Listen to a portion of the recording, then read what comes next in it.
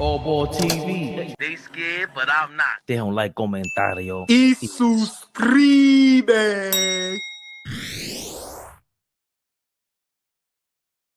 Oh man, yeah. What's good? Varnell Hill, did you miss me? Did you miss me? Did you miss me? Yeah. Listen, man, we in the building. Y'all already know how we do AllBall TV live, man. My brother Flea, Fabian is handling some things, but he's always here in spirit. First and foremost, Flea, before we get started, we hope everybody's staying cool. The weather is insane. Today was 100. I think tomorrow's gonna be in the upper 90s. I think after tomorrow we get a little break, the 80s, and then it goes back down to the 60s. Just real quick, New York City, it's insane. You can't cut the air off. It's nuts. How are you doing in Houston, and how's that weather looking in Houston? This is regular, bro. I've been down here a decade now. This shit regular, man. This shit's so regular. So when I started hearing about y'all getting 95 and 100-degree weather, I absolutely knew niggas like you and everybody else is gonna be like, yo, it's hot. It's too hot. But 95 to 100 down here in June, that's regular. We waiting for July and August for it to really get nasty. So, but yeah, everybody stay cool. Yes. Get them ACs rocking. Fuck your light bill. You got to turn that AC on. It's time. You know what I mean? Don't even worry about that light bill. Worry about it when it gets here. Turn that AC on, man. Get it rocking. So y'all heard my brother Flea, man. Listen, from AllBall TV, man. Listen, everybody, God willing, stay cool. Drink as much water as possible. Stay out that sun, and hopefully everybody is all right, because this heat wave for these next couple days is very serious. Right. But today, live evening with Flea and AllBall. Listen, we got some great topics, Flea. Let's get to it. Big shout out to the chat, everybody in the chat. Oh, man. Big shout out to everybody in the chat. Y'all know the drill, man. Hit that like button. Please share, like, subscribe. It only takes that. That's not even a second. That's it. Subscribe to the page. I think I seen Bossman in the cut again, too. Bossman, we love you, OJ. Nice. Yes, now, sir. Remember, I can't. So, Flea, you might have to shout him out. I can't see the chat. Well, whatever's going on. I got it. All right, Bossman, love you. King's Speech is a member now? I love it, big dog. You know you our brother. You a faithful AllBall member. And it looks like King's Speech has made that plunge and become an AllBall TV member. So we absolutely appreciate that, King's Speech, for us. Yes. Big shout out King's Speech. Big shout out everybody that's a member. Big shout out everybody that always shows up in the chat, shows love. Y'all know y'all all family. If we could, we'd shout all y'all out. But before me and Flea gets going, I just want to run down the topics we're going to be discussing today. So we have a lot of Knicks content today. Y'all know Knicks Rehab. That's what we do every day. We definitely discussing the head coach's situation. We definitely discussing Flea. Jason Kidd is not off the table. Also, did we say no to KD because we are going after Giannis? Listen, that is a big question. Also, Jay Will, Draymond, a lot of other athletes have said this before, Flea. The season should be shorter. I can't wait to discuss that. You'll be surprised at my take. Wow, I can't wait. And we definitely going to end the show off with, listen, man, Shams already breaking a lot of news today. It's been some trades already. I know the NBA draft is tomorrow. So we definitely going to be talking about that. But let's get right to it, because we know our family, they don't want to hear us talk all that bullshit. They want to hear us talk about the Knicks. So, Flea, the Knicks are still searching for a head coach. Word is, they are going to interview Minnesota Timberwolves assistant head coach Micah Nori. Is that how you say it? I think you did your thing with that one. Okay, Micah Nori. My apologies, sir, if I'm mispronouncing your name. Flea, I gotta ask you. Minnesota Timberwolves assistant head coach. He's going to be interviewed. Now, we all know everybody can be interviewed. That doesn't mean you're going after that person or you actually want that person. Interviews can be a little tricky. Your opinion, how do you feel about the Knicks still searching for a head coach and interviewing the assistant head coach for the Minnesota Timberwolves? I mean, at this point, I guess we got to commend them on doing their due diligence, right? Taking their time, not rushing into anything. Like, I think I got to stay consistent with what I said about this being one of the biggest hires in Knicks history, right? We hit a certain point with this team, and now we trying to go to the next level. We couldn't do that with Tibbs, and so we're trying to bring the next guy in to take us to that next level. And I think, doing your due diligence, getting in front of everybody, hearing what everybody got to say, because you could get blown away, right? This Mike Nori guy could come into the interview and blow you away. Sam Cassell could walk in and he'd be like, "Oh my God, I didn't know you was this prepared to be a head coach, Sam." So I'm just throwing names out there, right? Like, so right. I think it's the right thing to do, right? Go out there, interview guys, see what guys are talking about, check the temperature with everybody. But it just doesn't feel like they have a guy in mind, right? I guess that's maybe Jason Kidd. I guess, they saying Mike Brown had the best interview thus far. So, I don't know who the preference is in terms of the front office and for the players. But, as of right now, I like the fact that we taking our time and looking at this thing.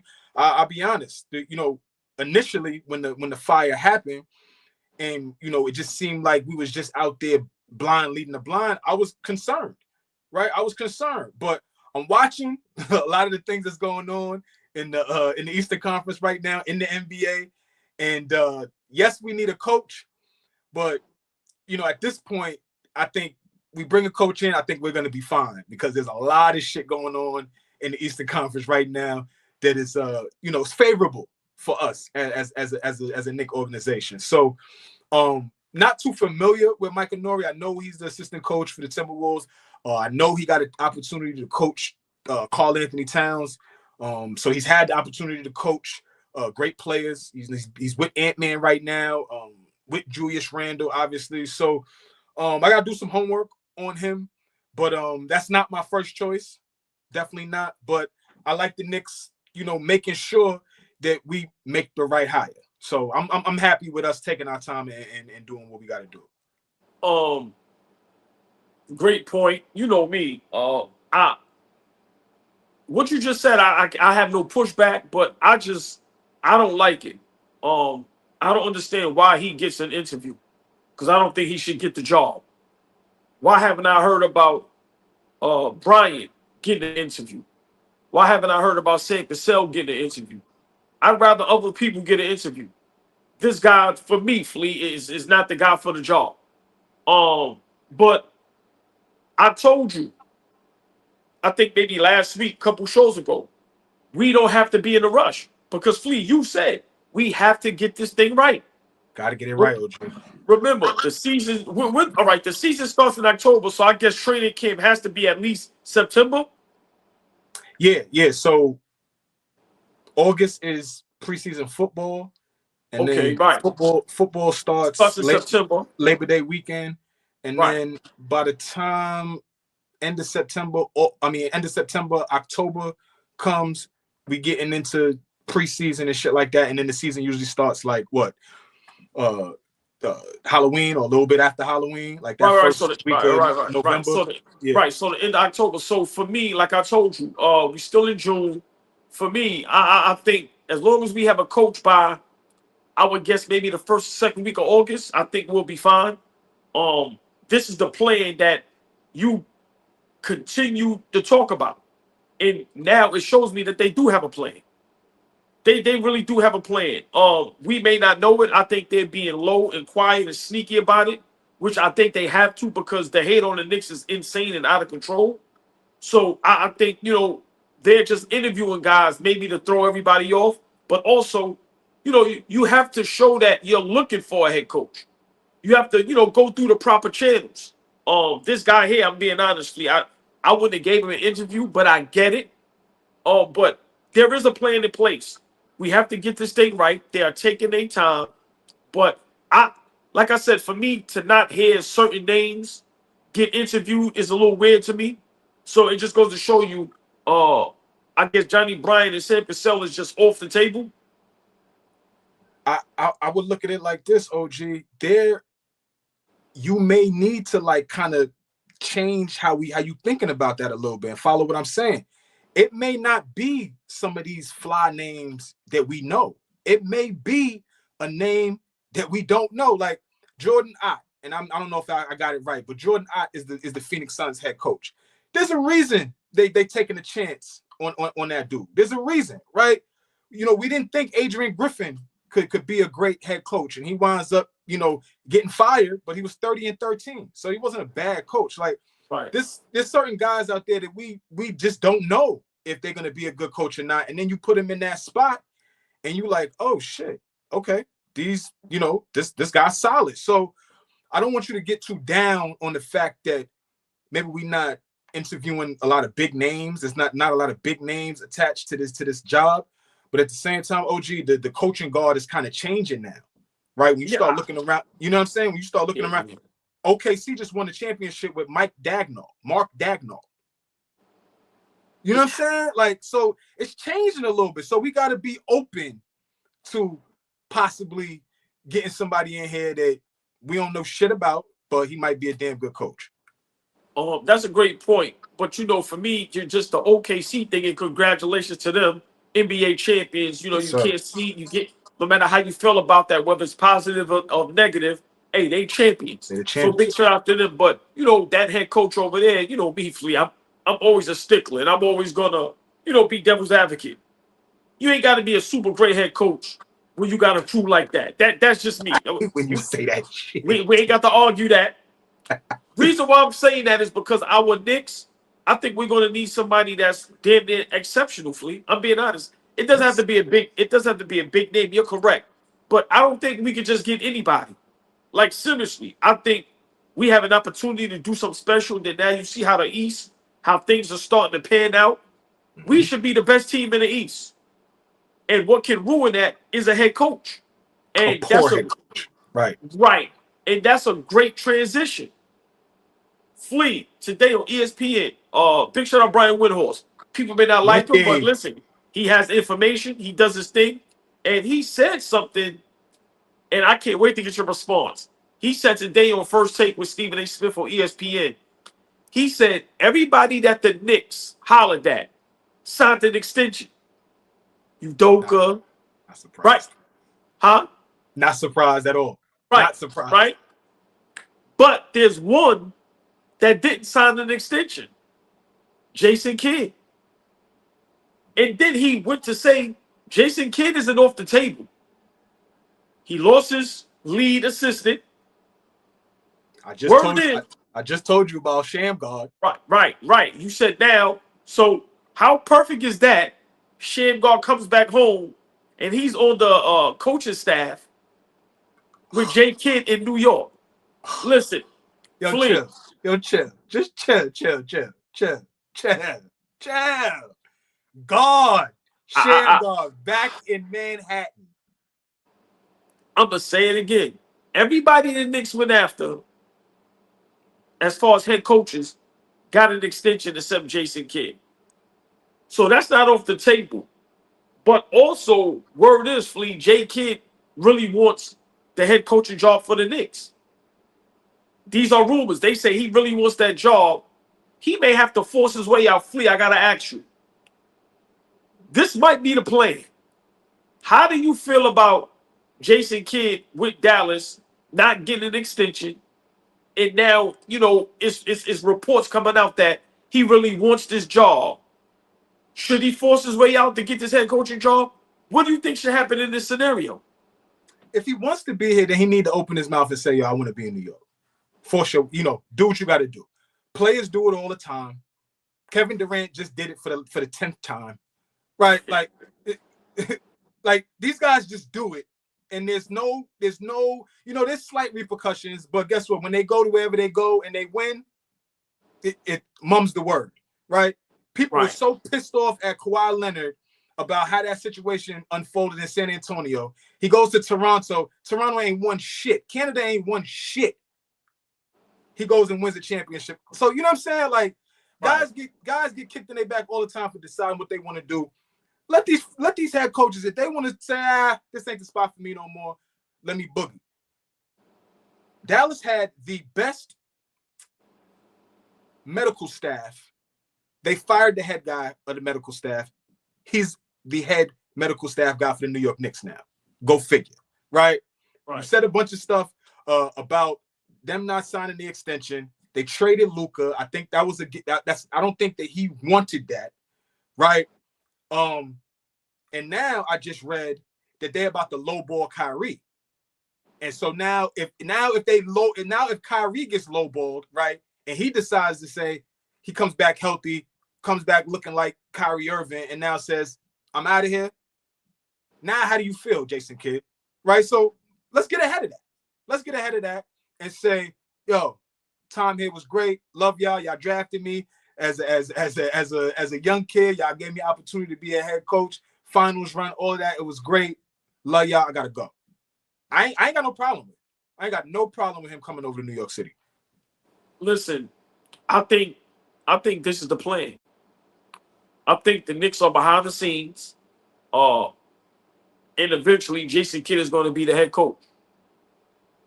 Think about this, Fleet. If you're Jason Kidd, I don't care what nobody says about Luka. If you're a head coach, you don't want your best player being traded, especially if it's not discussed with you. No. The Dallas Mavericks did not discuss that with Jason Kidd. That happened behind his back, right? So now you realize, okay, I really have no say-so or no power. Y'all just traded my guy. Remember, he's an extension of me. And as great as AD is, if you're Jason Kidd, who would you rather coach? A guy that been in the league 5-6 years, or a guy that has 10+ years? Like, so for me, got injured the first 2 days in the uniform, or the first day in the uniform, excuse me. Exactly. So I think Jason Kidd seeing that, it probably won it out. But now, I don't care what nobody say. I think a lot of coaches, their dream job is to coach the Knicks, especially if they have a decent roster. Of course, you don't want to coach the Knicks if the roster is shit. But if you see, okay, they kind of right there, Jason Kidd seen that spot open up, and he says to himself, I want that job.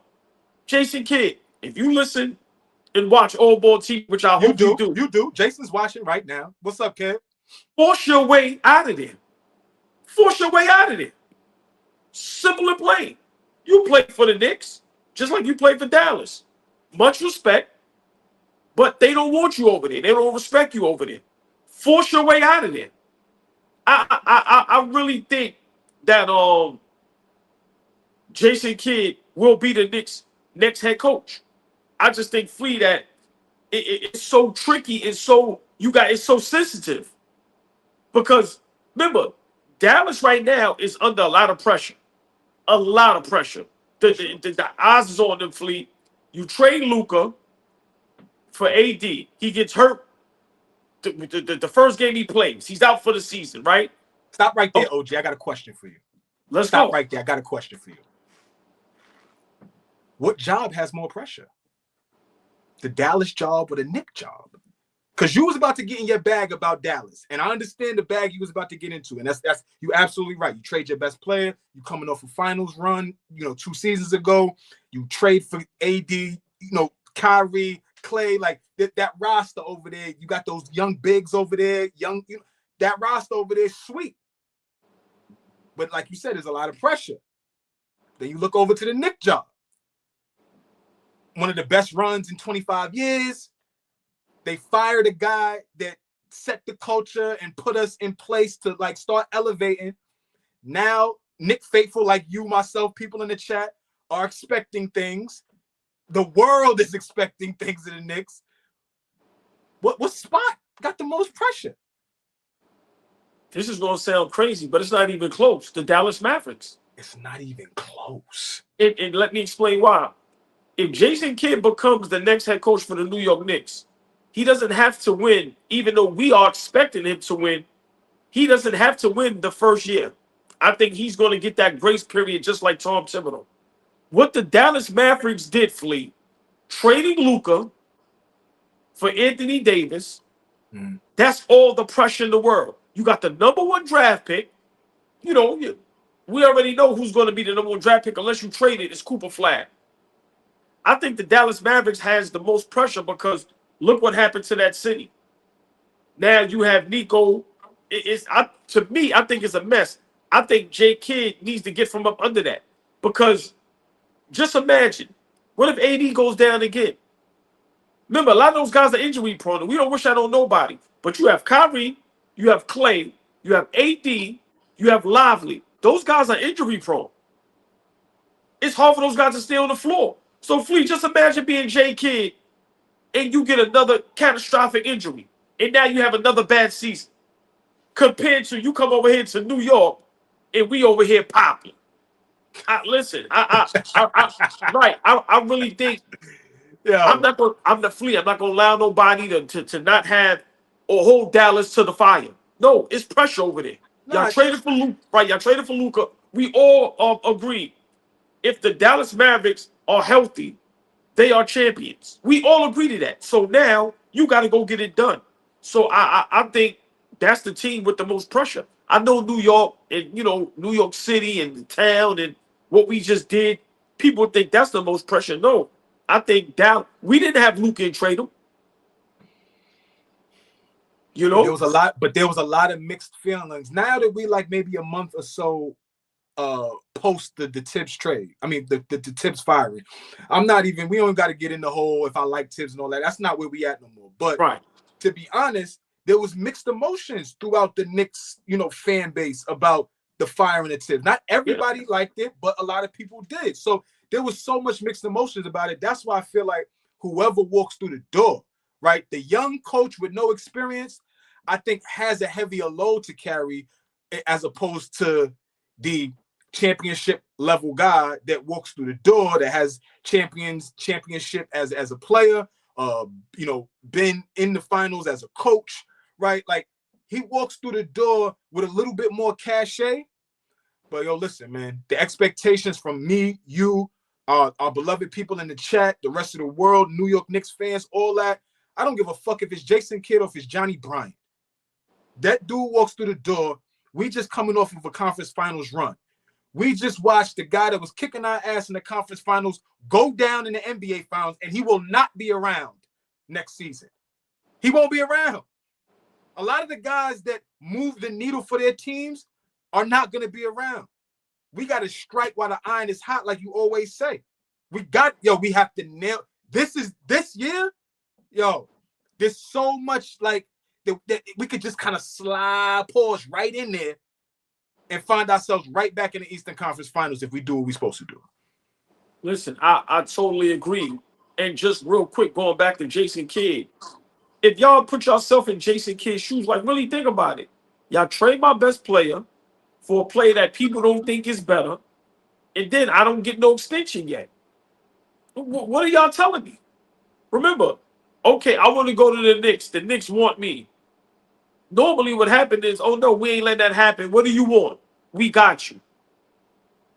So for me, I think Jason Kidd is the right guy for this job. I really do. He's young enough. He has enough swag. He's a champion. One of the best basketball players as far as the point guard position that we've ever seen. He could definitely help Brunson out. So listen.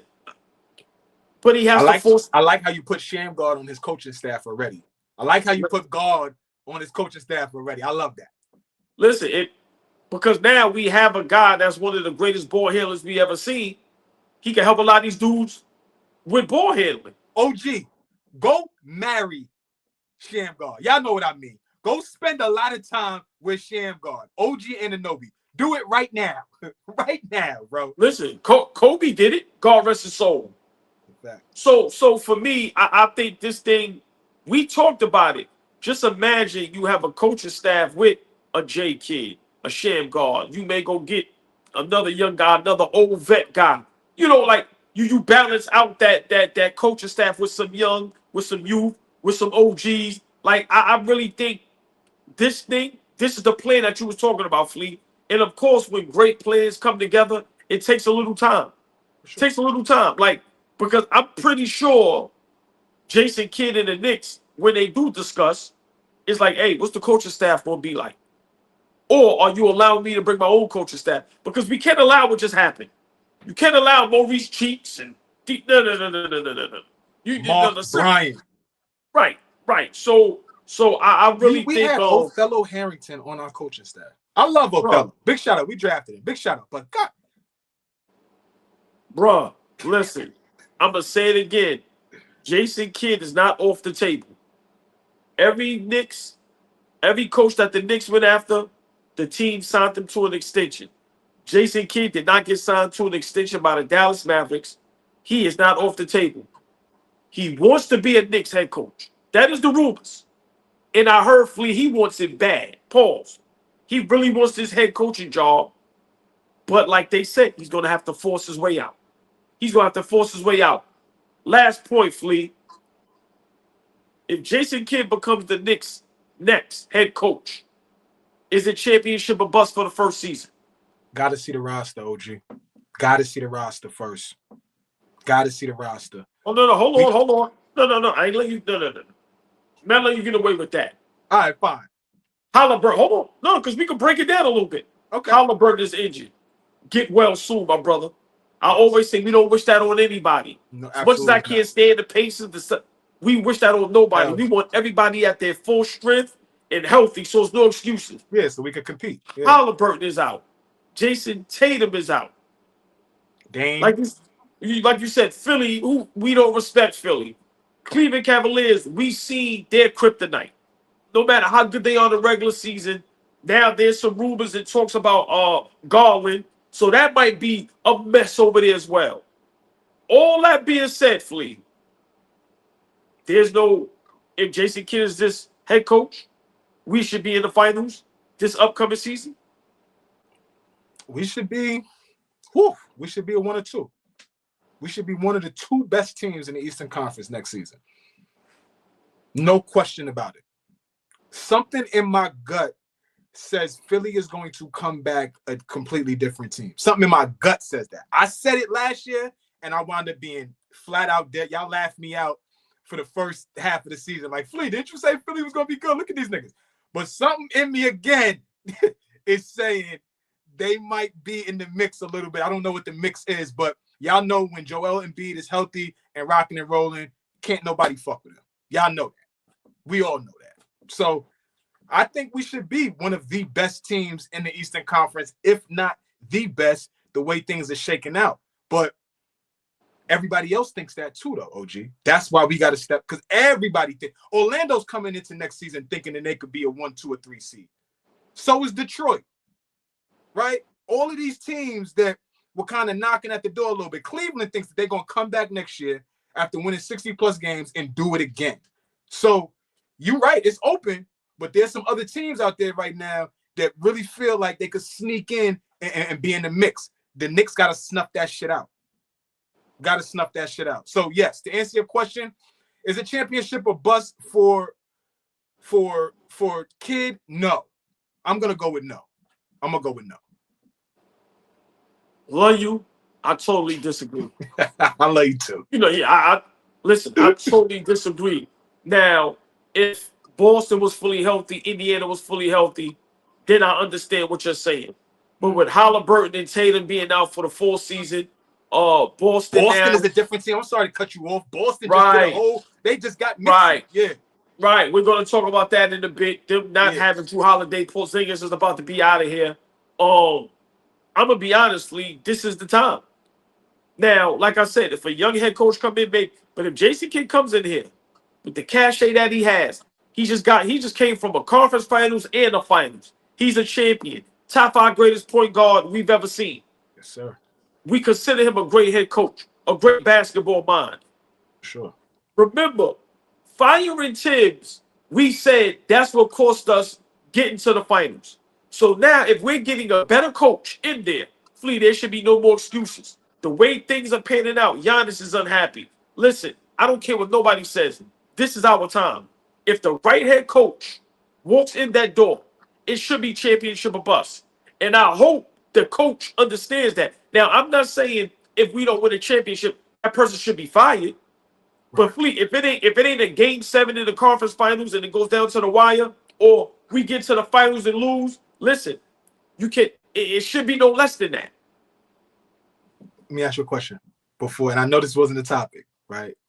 But I've been seeing my OG post some things. He better not run from this. This was the worst NBA Finals ever. Our brother is getting close to 50, so he's been around a long time, y'all. He's been watching hoops for a very, very, very long time, longer than some of us been born. He said, y'all, this is the worst NBA Finals ever. This thing went 7 games. All of these games were great games, aside from maybe 2 blowouts. Aside from maybe 2 blowouts, all these games was great. Hold on. You up here? Hold on. Let me get to my question. Would the Knicks have given us a better series?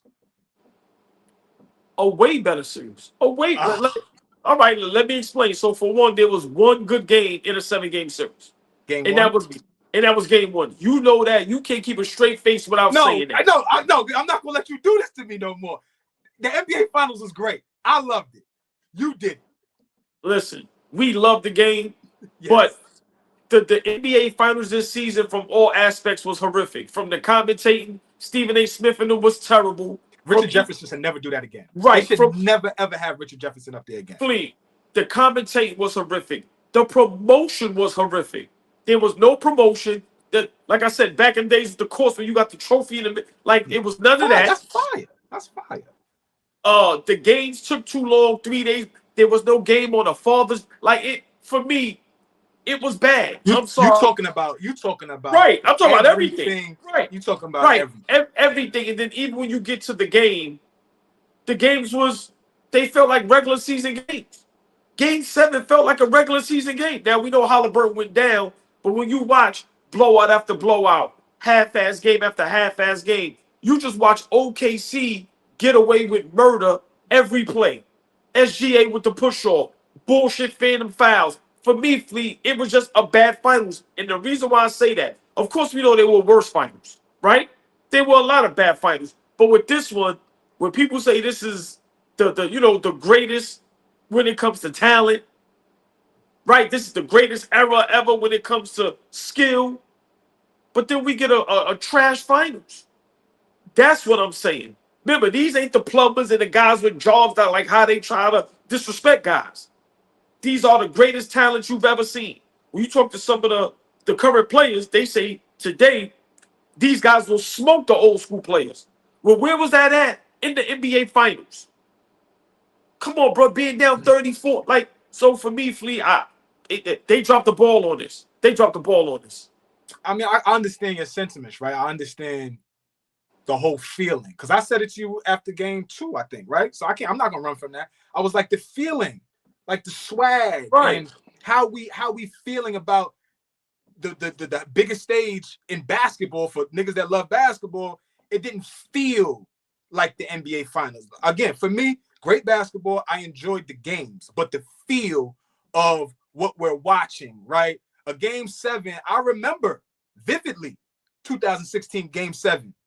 You know what I'm saying? Golden State versus Cleveland. Like, I remember where I was at, what I was doing, with what TV I watched it on, right? So there's certain, like you said, 2 best words in sports, game 7. It's like, I remember game 7s, how it felt. Game 7, 2013, San Antonio and Miami, right? I remember that game 7. These game 7s, we remember, they're memorable. So, yes, it's probably not going to be memorable. You probably remember Halliburton got hurt more than you did about how OKC performed in game 7.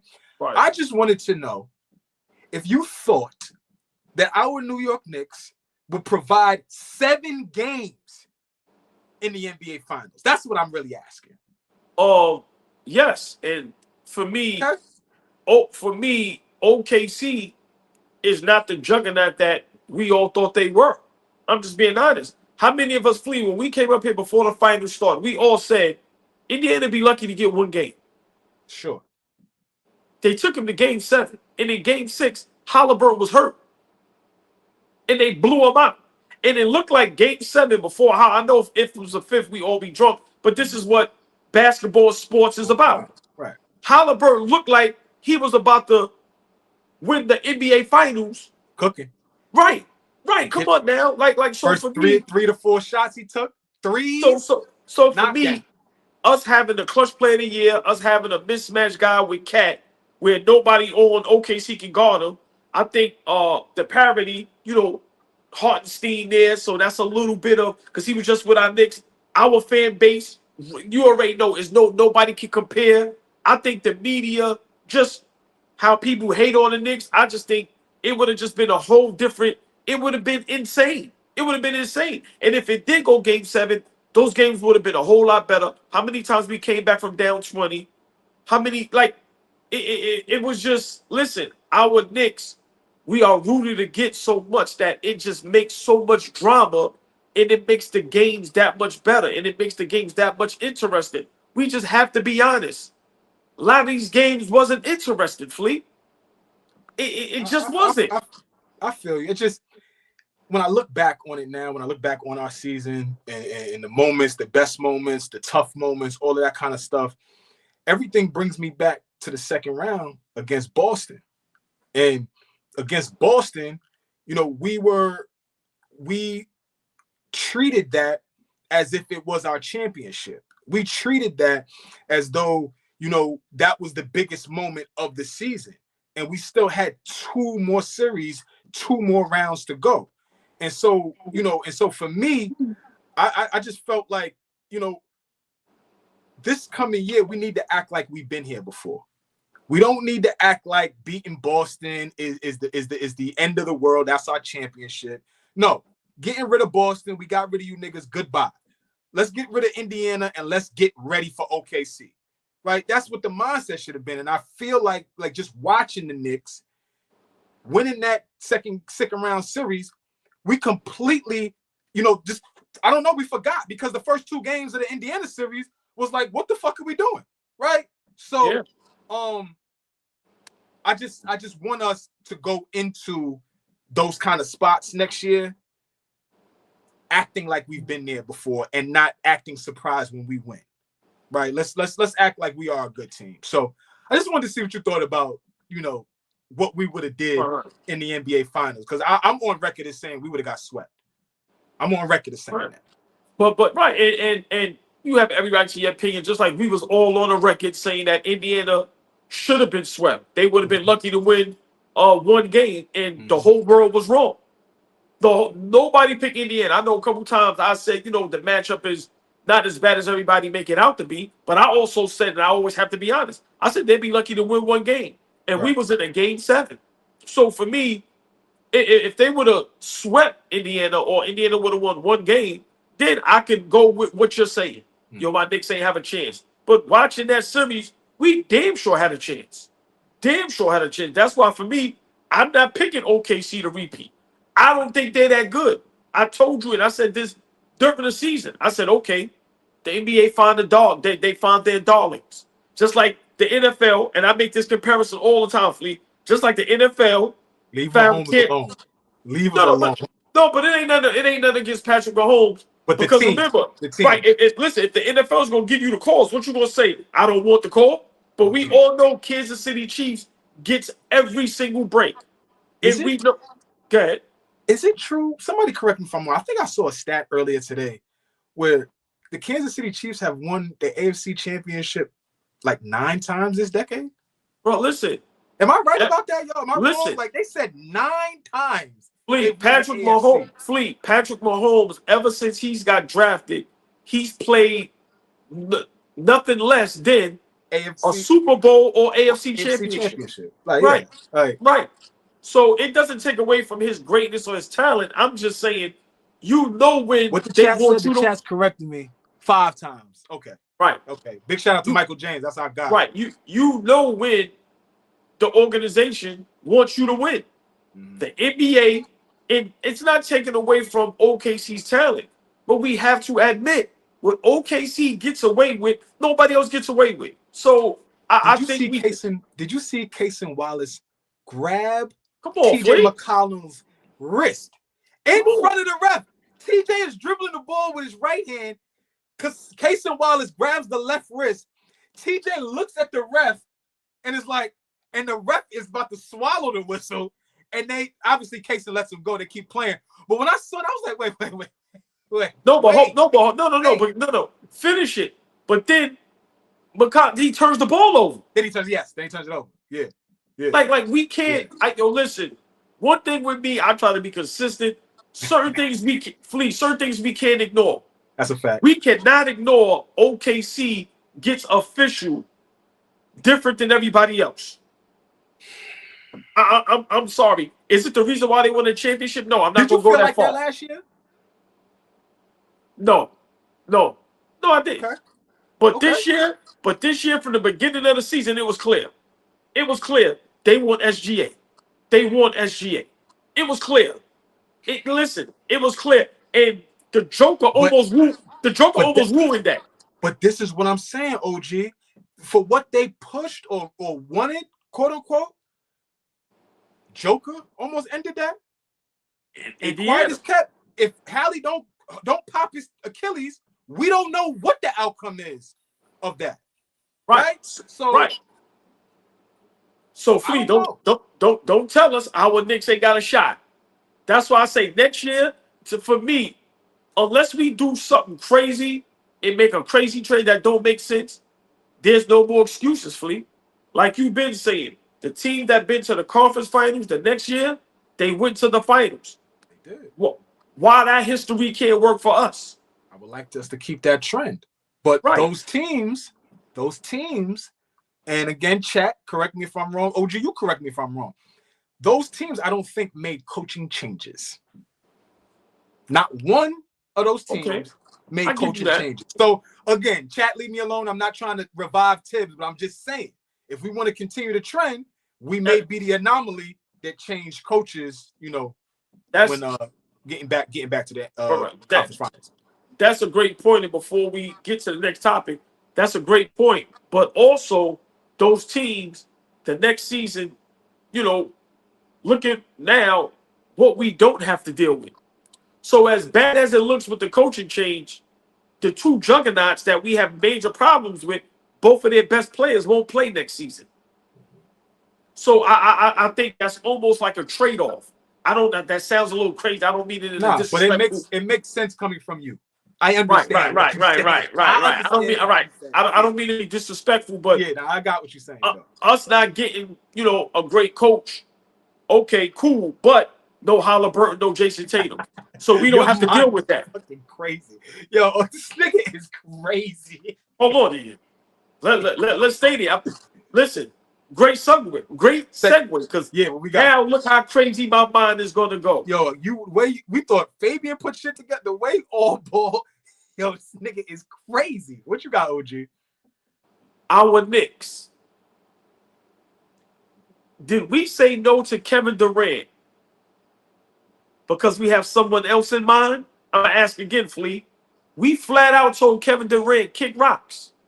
Go to hell. Kevin Durant said, rumors, I want to play for the Knicks. The Knicks said, nah, we good. Cool. Flea. I'm cool. Is the reason for the Knicks saying no to Kevin Durant is because we going after Giannis and whatever assets that we would have to get rid of for KD, we have to save that because we're going for Giannis? Do you think that's so? I don't want to put it solely on Giannis, but I think we got a smart GM, right? And I think if we did do what we did, what Phoenix did and what Houston did, then I think, you put yourselves in a position to, hamstring yourself, right? You kind of hamper yourself with doing what Phoenix did. We ain't in a position to do that. We're not in the spot to do that and think that, we can kind of start over and all that. Nah, this ain't that. So I think we're being cautious. I think we're being smart.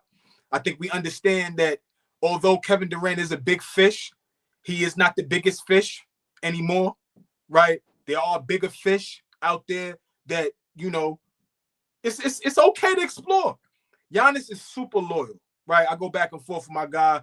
Big shout out to Simon. That's my guy, man. I go back and forth with my brother all the time, right? Because he feels like Giannis is the most loyal guy in the NBA. He ain't going nowhere, right? And his behavior suggests that, right? Over a decade, he ain't going nowhere. Won one championship. Can't seem to get out the first round the last 4 years, but still hasn't gone nowhere. Me, on the other hand, I think that, yo, it's the times. And niggas is going to get with the times.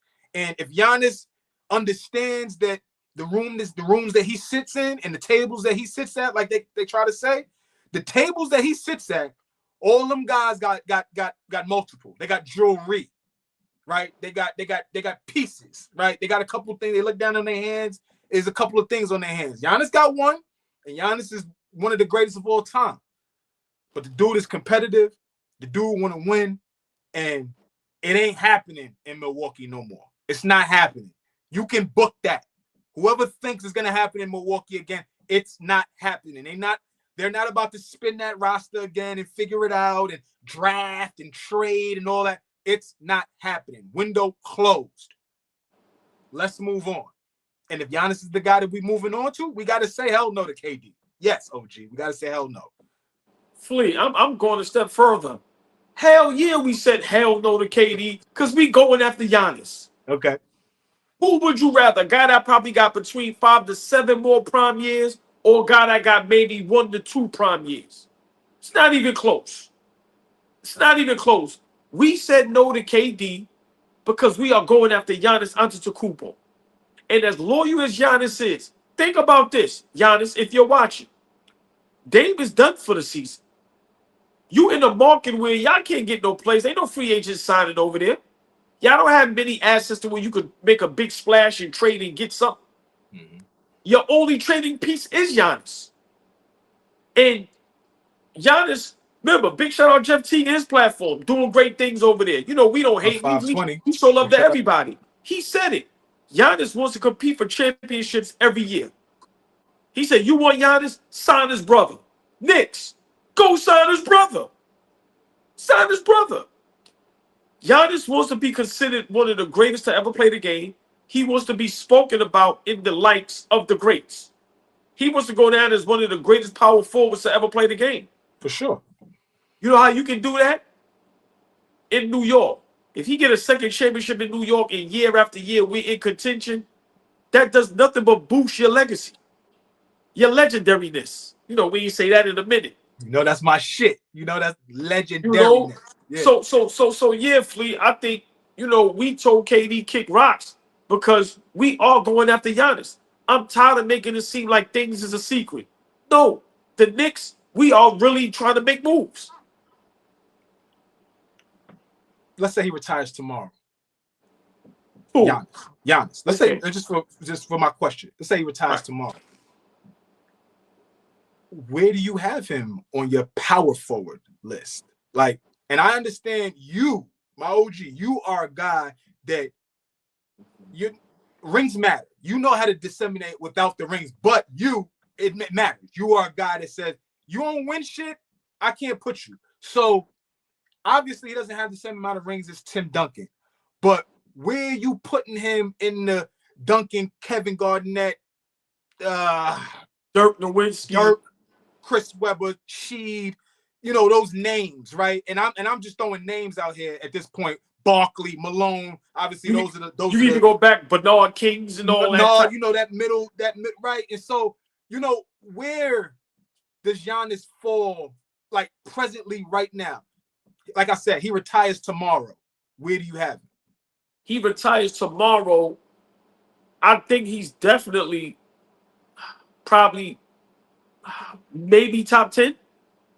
Probably top 10. Top 10? Greatest power forwards of all time. I mean, Fleet, I don't like, but if you go with the numbers, like I said, he has a championship, he has a finals MVP, back-to-back multiple MVPs. Right. He has the defensive player of the year. And his numbers is out of this world. Listen, he's averaging 30 plus and 10 plus, like he's out of this world. For 3 years in a row kind of thing. Right. So you know, put him over Carmelo is going to be tough, right? Wow. Listen, Carmelo at one time was second in points, behind Kareem. Right, and what Carmelo did in the league against the greats, but to me, that's where Giannis could be top 5. That's where I have him, OG. Like he retired tomorrow. I got him top 5. I might even have him nigga top 3. Really, like just in terms of skill, ability, being able to carry, being able to be the best player on the championship level. So team. hold Like, on. Let's have this conversation. Tim okay. Duncan, All right. Kevin Garnett, Dirk Nowitzki. Are you taking Giannis over any of those? Like, let's say you have Boston Celtics, Kevin Garnett. Yep. You have Dallas, Dirk Nowitzki. Yep. You know, San Antonio. Who are you taking Giannis over? And who is he better as far as skill set? Because I don't see that him being better than none of those guys. I'm sorry. Better. Right. Okay, I'm not going to jump out there and say better. Right. But Giannis is in the same class as, or is. See, because Dirk sets himself apart because of his ability to shoot the basketball. Right. Come on, Flea. Yeah, you know the game, Flea. Yeah, Dirk. And what he did to get to them teams he beat to get to the finals. Yeah, like he sets himself apart because he has a skill set that I don't think any of the greatest power forwards really possess. Right? The ability to score at all 3 levels. Dirk could do that. Right. Not all of the greatest power forwards can actually do that. And because Giannis's motor is just like KG's too, OG. Right. It's just like KG's. But Flea, you know the game. You're a historian. Who's a better basketball player? Yeah, just talent, natural ability. And this is not taking nothing away from Giannis. We just having an honest conversation. Away from Giannis. It's not. It's just. But see, here's my thing. Okay, let's scrap the rings for right now. And I'm not disrespecting winning, right? But for the conversation of the 4 guys that we're talking about right now, let's just scrap the rings. Why can't Giannis compete with Tim Duncan in terms of just individual players? So for me, I just feel that he's very limited offensively. And I think in today's game where there's not a lot of great, and I want to say this, Fleet, because I love this conversation. I get caught up in this myself. You can't help when you're born. So I'm never going to take away Giannis's talents and how great he is. But we have to be honest. There's no great power forwards today that he has to go up against night in and night out. I give you another question. This is going to sound insane, but that's me. His numbers is better, but I don't know if he's a better basketball player than Anthony Davis and Rasheed Wallace. Well, you know about you said a name. You said a name that I just, for me, if we have like just a real, Sheed is top 5 for me. Listen. Top 5 power forward of all time for me. Now, hold on, Fleet, stay there. Because what happens is, I don't want to talk about the guys that don't have championships because, like Chris Webber's, the Carmelones, you can't take nothing away from them. But, remember, that ring thing, it means something. We can act like it don't, but that's a real thing. Yes. But I know people are going to look at Sheed and he ain't got the numbers and all of this and all of that. But if we're talking about talent, skill set, basketball IQ, just flat out nice. My thing is this. I don't know if I'm taking Giannis over that, and I'm going to be real. People can laugh at Anthony Davis all they want. He has a championship, and when that man is healthy, he's top 5 best players in the NBA. So I'm saying for Giannis, that second ring, Fleet, catapults him over all of that. Puts him in a different class. That second ring, Rasheed Wallace, Anthony Davis is nowhere near in the conversation no more. Mm-hmm. Now the only conversation is Tim Duncan, Kevin Garnett, Dirk Nowitzki. To me, that's what the second ring does. That's why people mad about the ring culture because of this conversation we're having now? Yes. Because we're trying to have a fair conversation, and I think we're doing a damn good job with it, right? We're trying to have a fair conversation because y'all know OG, I know my OG. This thing could swing completely left, and we could just say Tim Duncan's the greatest power forward of all time as he is, and he got 5 rings, and I don't want to talk about nobody else, right? My OG could very well do that. That's his style. That's what he does. But I think we're having a real good conversation right now because Giannis puts himself in the category of having multiple championships, being the best player on multiple championship teams, right? Like that's that's insurmountable for some of these guys. Right? Kevin Garnett won a championship. I mean, for me, I may argue he was the best player on that team. Pierce won the MVP, but Kevin was everything. He was the anchor on the defense. He was still great offensively. So, but Giannis doing this multiple times, it's like, yeah. Hey, Fleet, I think Giannis to win a second championship is very important because now, in his mind, which he has every right to feel this way, now the only thing standing between him being the greatest power forward of all time is Tim Duncan. Like I said, now there's no other conversations. He will surpass everybody else, and then now your preference, that's what it would depend on now, between him and Garnett or him and Dirk. But those would be the only. So I think, this is very important. And is Moses Malone a power forward or a center? That's what I'm saying. You know what I'm saying? Like, is Moses a power forward or a center? Because if we got him at power forward, we just having. Now we gotta reshuffle that's why I said top. That's why I said for sure top 10. Shit, right? Like, and Fleet, that's why I said for Giannis, that second champ. A lot of guys, that second championship is very important. Listen, when Garnett won that championship in Boston, that's what catapulted him to now you're considered one of the greatest power forwards we've ever seen. Of course, your talent is always going to have you there, but that championship means, oh, you can knock on that door when they slide the peephole. Oh, no, that's KG. Let him in. Right. Come on, baby. Right. No password for you. Yeah. Right. So you're correct, and I think if Giannis gets another championship, and especially if it happens in New York, the way that will be exaggerated and magnified is crazy. He might go down one of the greatest ever, right? Get a championship in New York. Fleet, that might put him in the top 10 greatest basketball players ever. People, I guarantee you, people will start saying they will start saying he's better than Will. Shaq, bro, I'm just telling you how it goes. Think about it. Niggas said Wilt and Shaq. First 2 days I was about Wilt and Shaq. Y'all niggas get out of here, man. It's crazy. I'm trying to like to get a championship in New York City, being the void for 50 years, right? Like y'all know how people feel about LeBron in Cleveland. He got them a championship. Never buy a beer, a drink. They don't gotta spend shit in that city, right? So I get it. Fleet. Great conversation. Let's stay right there. Yep, I'm right here with you.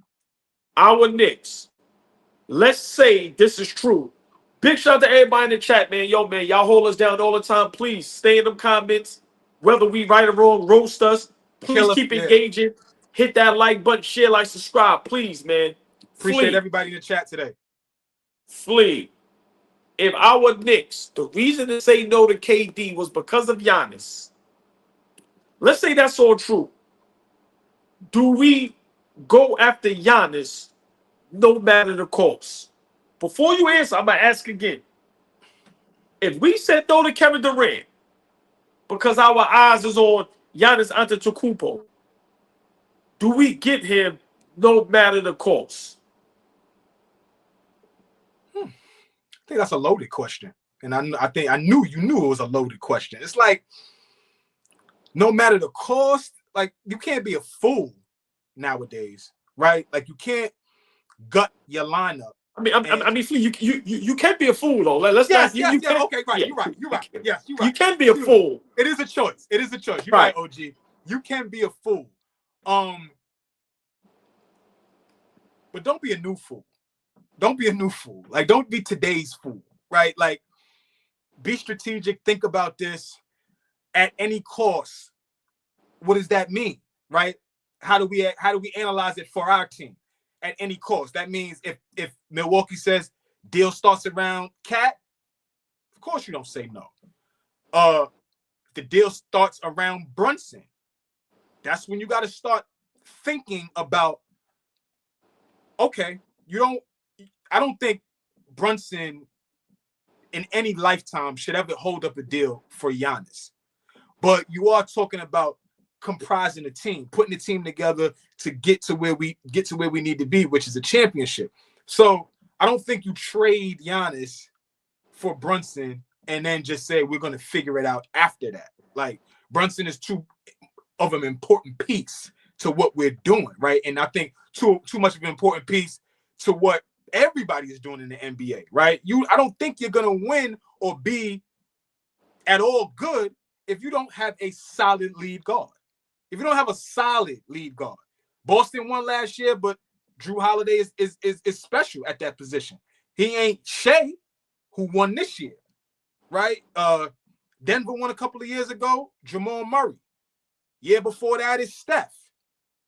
Year before that is Drew Holiday again, right? So I'm just saying, right now, you need that type of guard. So everybody can be on the table but Brunson, I think, because I don't think there is a move to make after you do that, a realistic move to make after you do that, that's going to put us in the same position we need to be. Flea. So this is going to sound a little nuts, right? But when it comes to getting Giannis, going to Milwaukee, I'm not worried about Brunson being in that trade because Milwaukee is not going to want a 6-foot guard. Okay. So I don't think Brunson is going to be in that. Okay.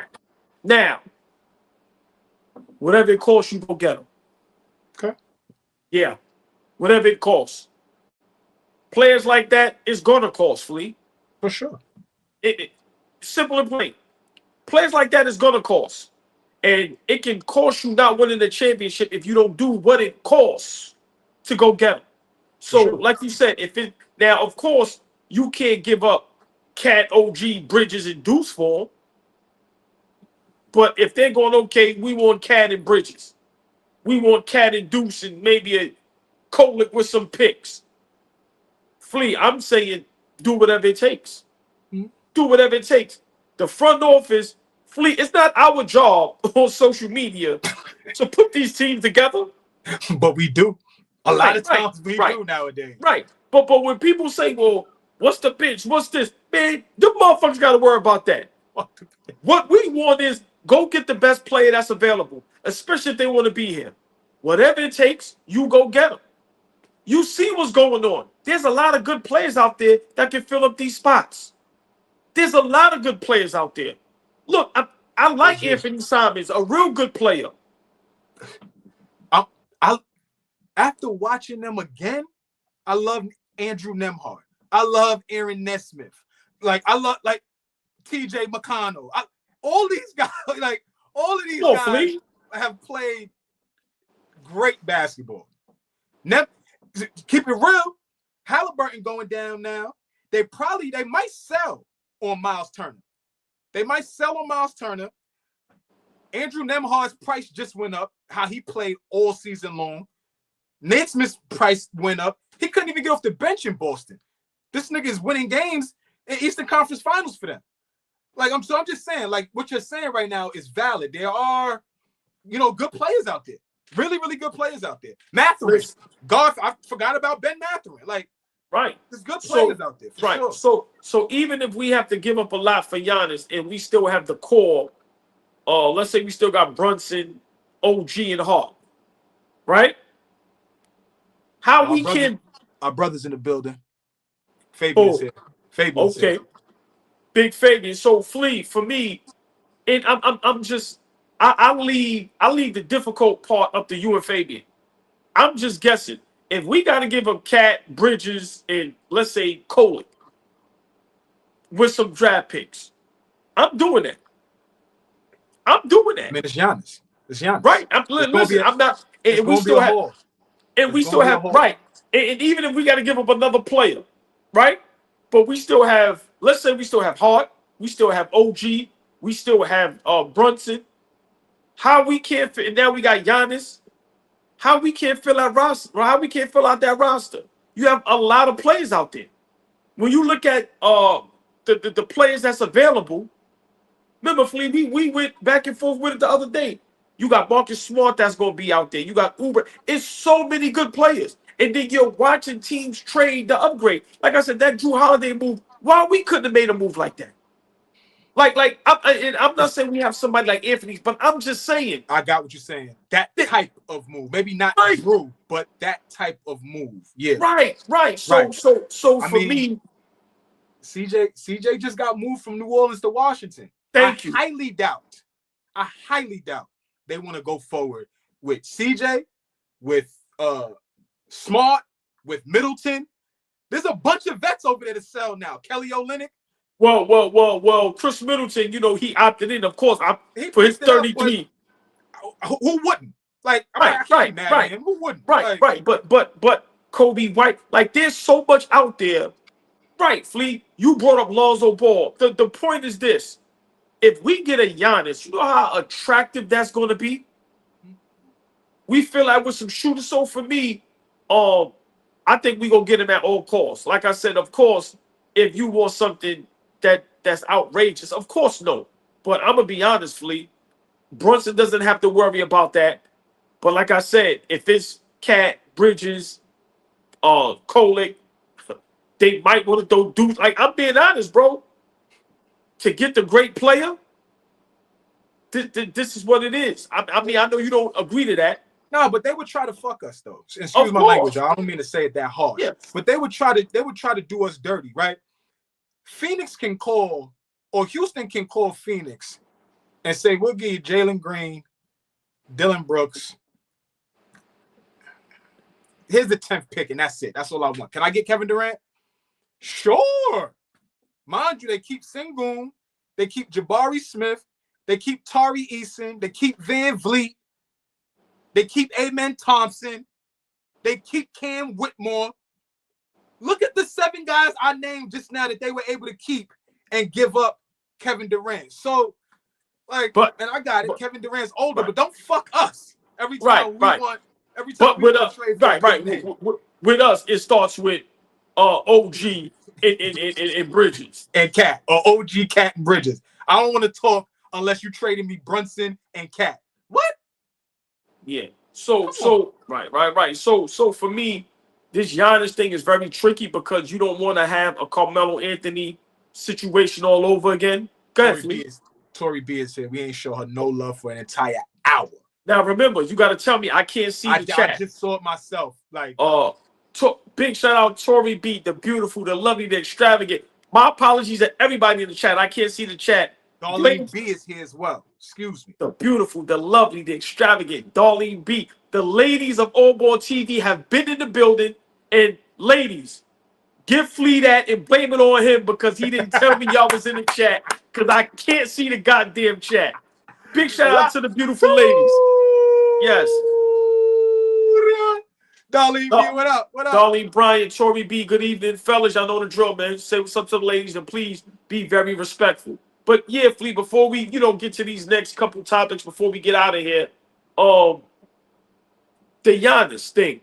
If we were to trade for him, because I love to hear your opinion on these things. What would you like to give up compared to what they may be asking for? What would be reasonable for you? And hold on, Flea, before you answer, everybody in the chat, please answer this for us. I want to hear y'all answers as well. Maybe Flea can read them out. Yeah, I'm gonna grab some of y'all. I'll grab a couple. What would y'all like to give up to get Giannis, or do we go get Giannis? But Flea, you go first. All right, so what's reasonable for you? Reasonable. I'm not a reasonable person, but what's reasonable? I guess if the deal started at because you got to be realistic too, right? So I guess if the deal started at like a Hart, and I know I love Josh, so look, right? If the deal started with like a Hart, Cat, McBride,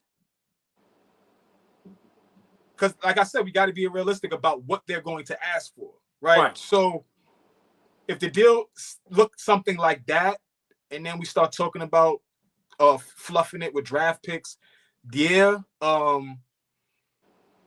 If they wanted Bridges, which I don't know if they would. Bridges is an expiring contract, so maybe they might want Bridges. Hold on. You love your guy hard. You put him in the trade. You I ain't did. have. Hold on. I Hold did. on. No. I did. Listen. No. We ain't gonna do that. Hold on. You didn't have to. You didn't have to put him in there. I'm trying to keep my team intact as much as possible and entice Milwaukee. Can I say Anybody something? in the NBA right now is going to take Josh Hart in their team. All 29. Can I ask you something? Yes, sir. Are you over Josh Hart like me? No, I am not. He pissed me off Indiana series. I've been talking to that nigga on the side. Yo, Josh, I've been your biggest fan all year. I take beatings in the chat from people I love. My guys kick my ass on the screen every night because of how much I love you, bro. You shit the bed in that Pacers series. Flea, when you tell him that, are you also going to tell him, I also put you in the trade? I ain't talking to him yet. Hey, listen, I love you, but I put you in the trade. But now, I put you in the trade, big dog. I'm sorry. Right. But all jokes aside, what we got? Carmel. Okay. No, I'm just trying to catch some of the chat. I think Fabian said something, but I missed what he said. But real quick before we move on, Carmelo Anthony said something that I love what he said. He said the Knicks. He said we don't need Giannis. He said that.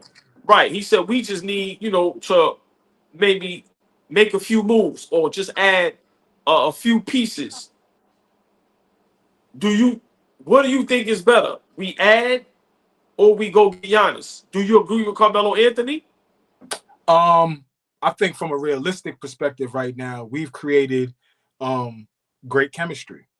And I think if you do bring in Giannis, you have to go through that process again of creating great chemistry. So, yeah, I do agree with Melo. If you ask me which one would I lean towards more, I would lean towards more filling out this roster, right? Making little tweaks, still having faith in the guys that got us all the way to the Eastern Conference Finals, right? If we feel like the coach wasn't it, then we got to put the faith in the players now, and bring in the right coach that can handle it. So I would much rather, go after. And I think we spoke about a lot of guys the other day, right? Other guys that's out there that are options for us. I would much rather do that than gut the roster and go get Giannis, bring in a new coach, and then kind of start over. I like where we're at right now. I think some small tweaks, we could be a dominant team for sure. What Melo said, I get it. But I'm gonna be honest. It depends on the pieces we add. Because I'm gonna be honest, I don't think Brunson and Cat has the chemistry that everybody thinks. Okay. I don't think they get along, and that's just me from the outside looking in. I have no information, no inside information. But I told you my conspiracy theory. I think Cat got Tom Thibodeau fired. Tiz is Jalen Brunson's guy, and as we watched every game this season, I didn't see the chemistry from Cat and Brunson on the floor or off the floor. I'm just being honest, Flea. And I feel you. So let me ask you a question then. If Cat comes in and this is his first season as a New York Knick, you believe that he was responsible or huge responsibility of getting rid of Tibbs? Yeah. But Brunson is our guy. How does he have that cachet over Brunson? And if he does, why the fuck would we move him if he has so much cachet for us? Why would we move him if he got our guy, if he got the coach fired? That's a great question. So the reason why I think he has the cachet is because of the money. He's getting paid $60 million. Okay. Think about it. He comes here, and his first year here, we get to a conference finals. So I think that conversation with him and Dolan is in his favor. Hey, man, I'm the guy. We got to the conference finals while I was here. I'm getting paid $60 million. What was going on? So I think by default, but if you want to win, and your two best players don't have chemistry, how do you get over that? Now, if Cat and Brunson over the summer mends whatever it is or figures it out, then I'm all for it. But for me, I don't think they are cool like that. Like I said, Flea, how many times have we said, what team have you ever heard in history where the two best players sometimes can't be on the floor together? Right, that doesn't happen. From Magic to Kareem to Mike and Scotty, LeBron and Wade, even LeBron and Kyrie. I mean, Curry, like, we've never seen that or heard that before. Yeah, Where you go and your bro, them guys can't be on the floor at the same time. I just feel that, you know, this thing is tricky. That's why the coach is very important. And the pieces you bring in is very important because, like you said, Fleet, no chemistry and guys not getting along. And I could be wrong, but I'm just going off of what I see. This thing can blow up in our face. So that's why I think they're being very strategic and they're taking their time because they know whoever comes in here, they're going to have to figure out Cat and Brunson being juggernauts together. Yeah, how to make that work. Right, with Fleet, when it comes to the best duos in the NBA, their name is not mentioned. How is that? You get what I'm trying to say? If you're the third seed, clutch player of the year, or NBA second team, Cat or NBA third team, or whatever it was, both starting all-stars, how are y'all not top 5 best duos in the NBA? Their name is not even thought about. I think we see that if they keep Cat next year, right? If they keep him over this summer, and we go forward with, you know, predominantly the same core, right? Add some pieces. I think it's fair to judge them next season. OG, first season together, we try and figure it out. I think they did a damn good job with being able to be a third seed, make it to the conference finals with not having the chemistry that we're talking about right now. They did a damn good job with trying to figure it out, right? So I think next year is definitely the test, right? Next year is where we sit back and really like, all right, let me see what you guys did over the summer. Did you guys think about the fact that, hey, maybe we need to spend some time together this summer and get on the same page and, you know, discuss some of the things that we need to do? Like, let's get mature. Let's get old about this and figure out what we need to do. Cat, get off it. Yo, y'all, everybody go on their vacations and just get back quick. Let's get back in the gym quick. But Flea, you know me, just being a stickler and just playing devil's advocate, you know, what you said was great. Like you said, being a third seed and not having the chemistry that I thought they should have had. But remember what I said before, that can be by default. We have to be careful because remember, Orlando was hurt. You know, now they're going to be back healthy. They just added a piece that can hit the 3-point shot where they struggled at. Detroit gave us some problems in that first round, whether people want to believe it or not.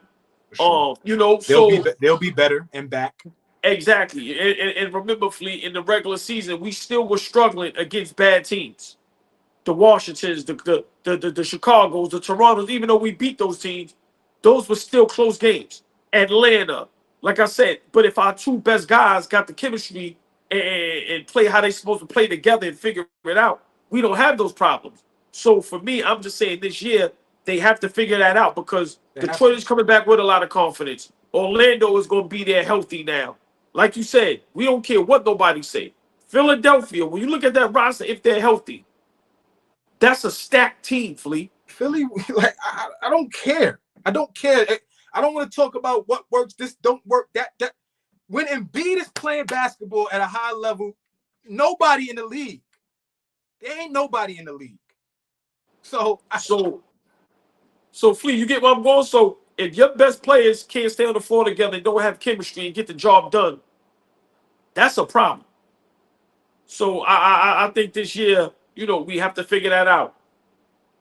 This is the one I wanted to get to before we get out of it. Then we'll discuss a little bit of the trades that went on today. We see the finals. Well, this season, Flea, we seen a lot of injuries, right? Preferably season-ending injuries where a lot of guys tore their Achilles, right? The more notable players, Dame Lillard, Jason Tatum, Game 7, Halliburton. But Jay Will. You forget DeJounte Murray popped his Achilles this year too. Right. About that. Yes, Flea. Jay Will said this season 8 players tore their Achilles. 8, right? And then Draymond Green also spoke about the injuries. Now, we know we heard a lot of players speak about the season and it's too long, too many games. But recently, Jay Will and Draymond Green spoke about a lot of the injuries and said that the players need to play less games. Before I go on my rant, Flea, how do you feel about that? 82 games. LeBron James also said a week or two ago, there That's needs not to the be about no, I know, that's but not I'm just saying. dumb. But it all ties in. He also said there needs to be a month break before the playoffs. Flea, I gotta get your opinion on this. How do you feel about former players, current players trying to blame a 82 game season for guys being injured? And do you think the season should be shortened? I mean, there's nuance to this shit, man. There's nuance to this entire conversation. I'm old school, right? Like I'm old school. I like 82 game seasons. I like, I like going back and looking at all the players that I grew up watching. And sometimes I just go and look, how many times did he play 82? How many times did he play 82? Right? I went, chat, here's the trivia for today. Tell me the player that's played the most 82 game seasons in NBA history. Drop his name in the comments. Let me know if y'all know who that is, right? But, right, so that was almost like a badge of honor, like being out there every night, showing up to work every night. But I also think at this stage of the game, OG is a very, very different game. Like very, very different game. The pace of the game is different. The style of the game is different. And I mean stylistically with how they play, how they boogie, what they got in those bags. Everybody talks about a bag and all of that. It's true. A lot of people do these things because they want to be offensively talented. The stop and go, the herky jerky, all that kind of stuff was not very, very prevalent when I was coming up. When you were coming up, it was very, very different. Right? Some guys walked the basketball up. Some guys did the Mark Jackson, right? Half the time, Mark Jackson had his body between the ball and you half the time, whether that's coming up the court or whether that's on the three-point line or what. So what I'm just saying is the game is just different. And I think there could be a conversation had. Again, I'm still a proponent of playing 82 games, and the more games, the better, because I love basketball. But it is no surprise that guys are getting hurt, because this game is just very, very different. The wear and tear on the body is different. It's just different. They moving faster. They doing things that we didn't even fathom back in the day. And it looks nice, but the beat up and the pounding that it takes on the body is real. And if the evidence is not, apparent, we've got 8 guys in the NBA right now that have tore their Achilles. So I'm gonna let you cook.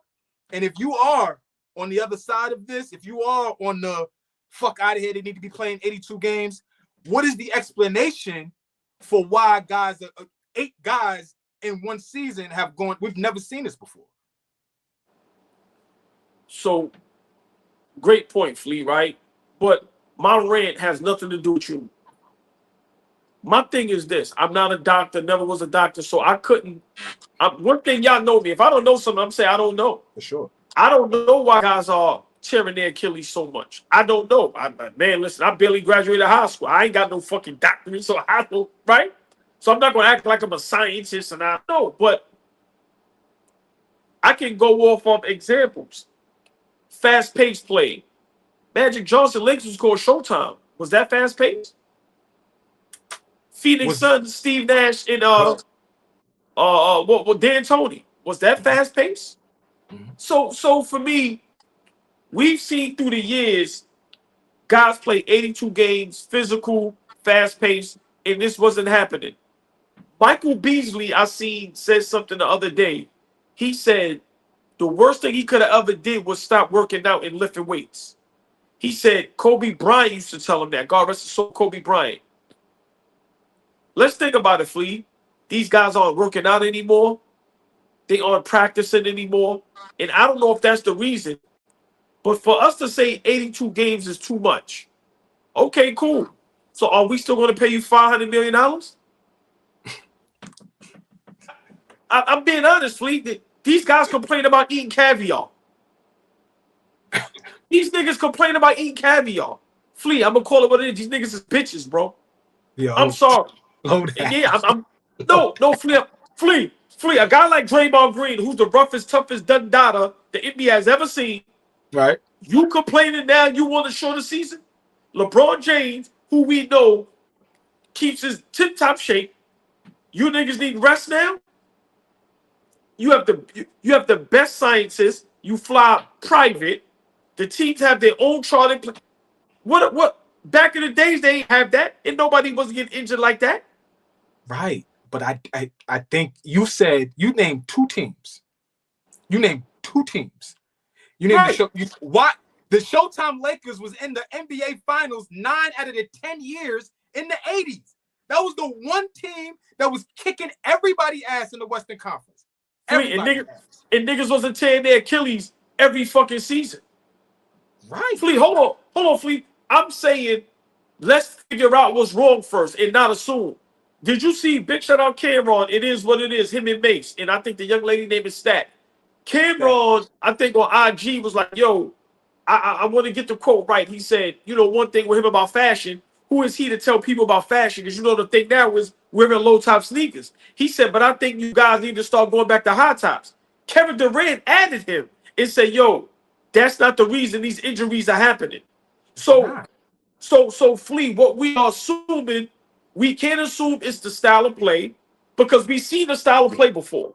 We can't assume that it's low tops because we now have Kevin Durant saying that's not the reason. Flea, until we really know the reason, we can't just say, well, let's not play 82 games. Flea, these niggas want to get paid to do nothing.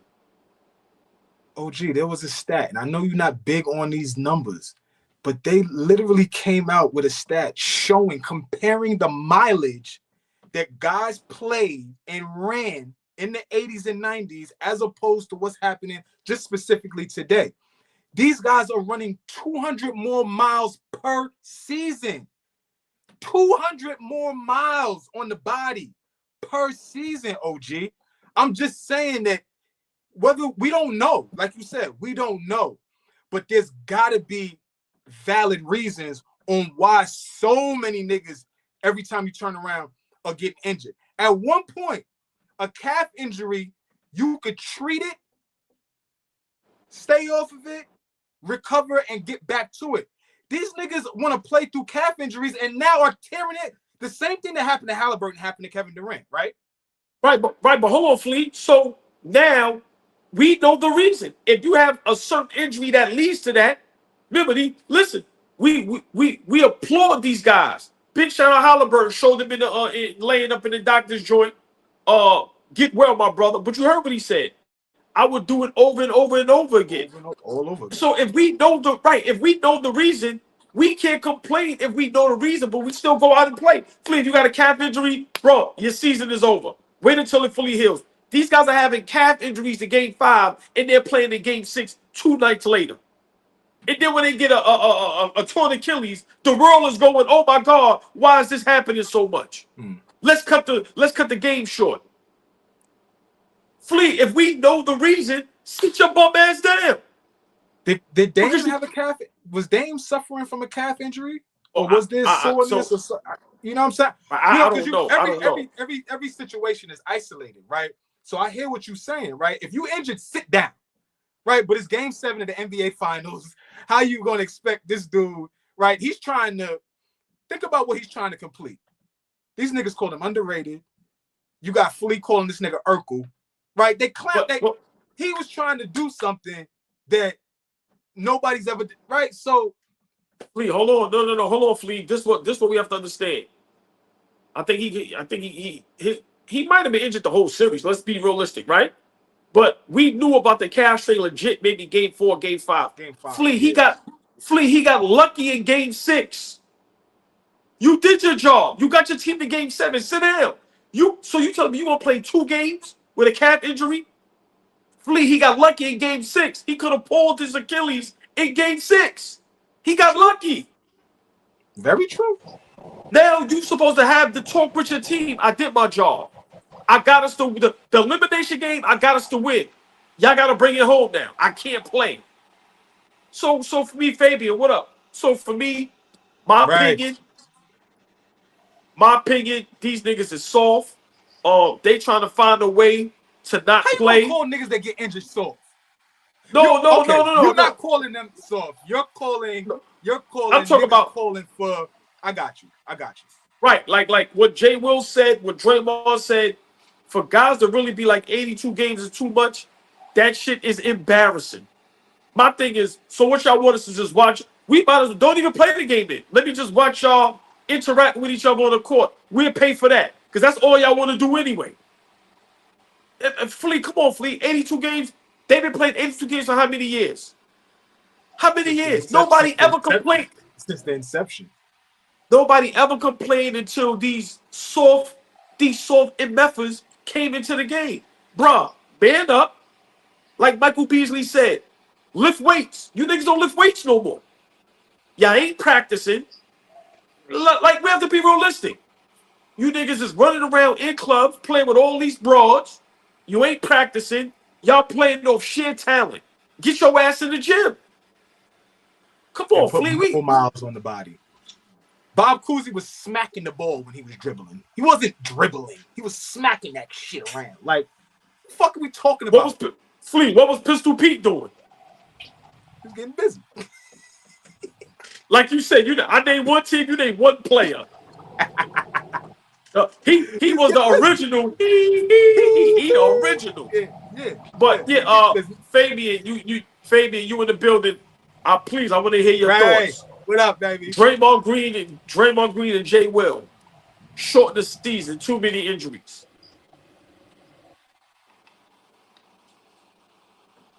We talked about it the other day, man. I don't think they play enough. They don't practice.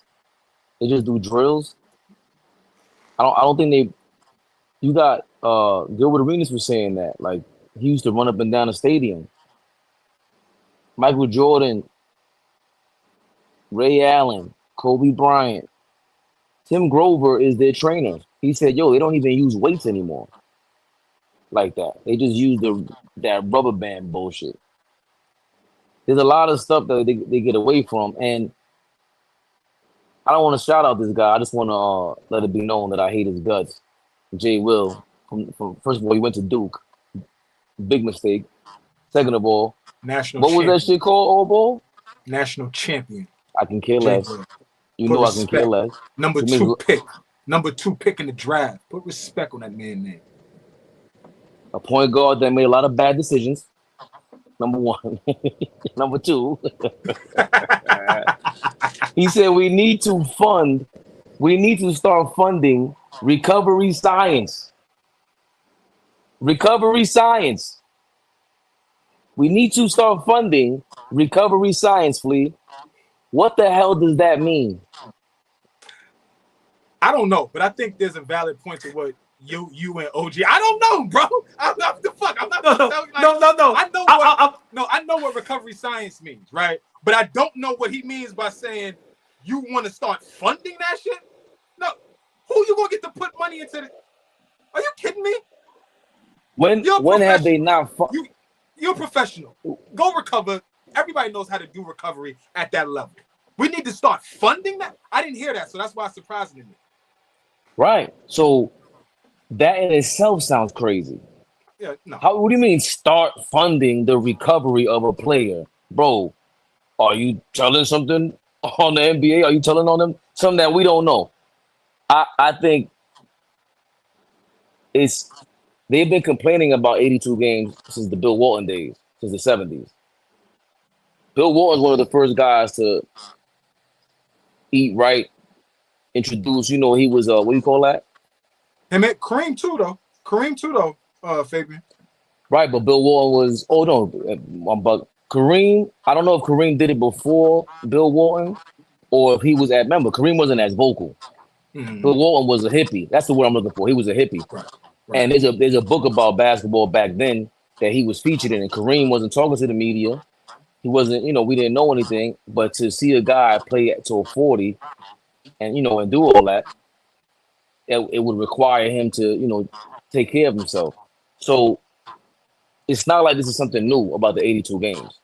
Right. It might be too many games, but the way that they're getting injured, at this point, if you're running 200 miles more, as much as they want to say science this, science that, that might be part of the problem.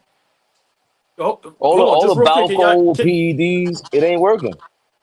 Hold on, Fabian, just real quick. They just got some breaking news. So Kyrie Irving just declined his $43 million option, and he just re-signed 3 years, $119 million with the Dallas Mavericks. He re-signed for what? 3 years, $119 million. 3 years. Y'all know I'm shit at math. What is that? That's 40 a year. A little under 40, like 39 and some change. But he didn't want. He said that was under the market value that he was expecting. That's why he declined. Fish was in the comments and made a great point. He corrected me, matter of fact, because I said he declined the deal. And he said no, he re-signed for a 3-year deal. And it includes a player option in 2 years, I think. And Fish made a great point. That means that Jason Kidd is staying there. There's no way Kyrie is re-signing and Jason Kidd is a question mark. I can't see that. So for one, I disagree with that. I don't think anybody's going to sign that.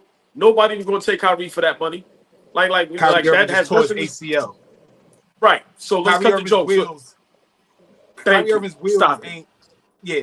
Then he cracked his kneecap in that NBA finals, right? Like his wheels. Right. Stop.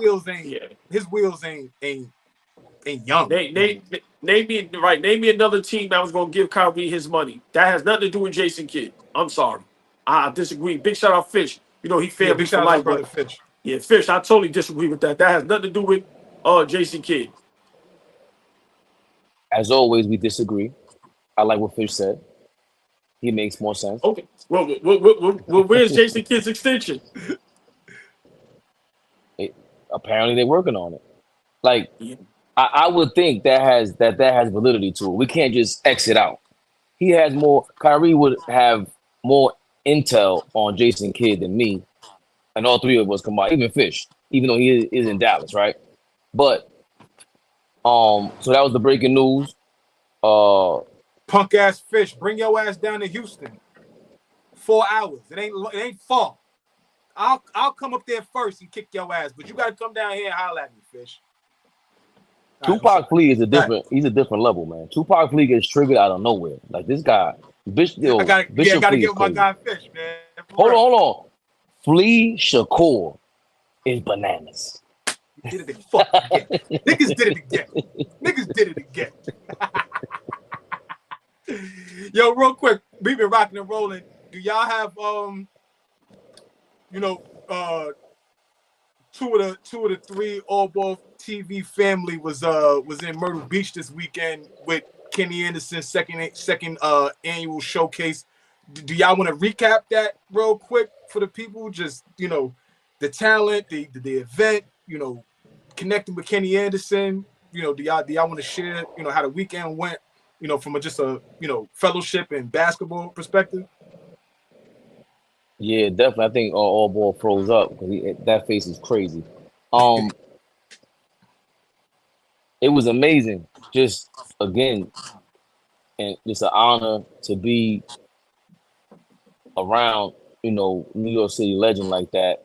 Mm-hmm. Just to be able to have him that's number one for me. Just to be that close to someone willing to answer your questions. I'm talking about questions that I don't even think we're ready to talk about on here. Yeah. And, hopefully we get them on to really ask them because there were things that I didn't think we would discuss. And just the event itself, to be able to see, again, what star power is, right? Mm-hmm. And we always, I always refer to it and we always talk about superstars and stuff like that, but just to see a name like that carry weight for so long and attract the kids and to see them just playing basketball and setting it up like that out there in South Carolina and Myrtle Beach, Saugus High School was amazing. Shout out to everybody that was there that showed love. Shout out to Gerald Green, Seton Hall's finest. Those are things I have to learn about. Just like bumping into him, he talked about, making the championship game against Glenn Rice in Michigan. I'm like, I know who Glenn Rice is. Then he named his teammates Ice Reynolds and stuff like that. Who was his coach at Seton Hall? Oh, I have no idea. PJ Carlissimo. Wow.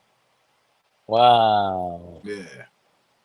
Because they made that final. They made that I think the championship game against Glenn Rice and that Michigan team. Championship game.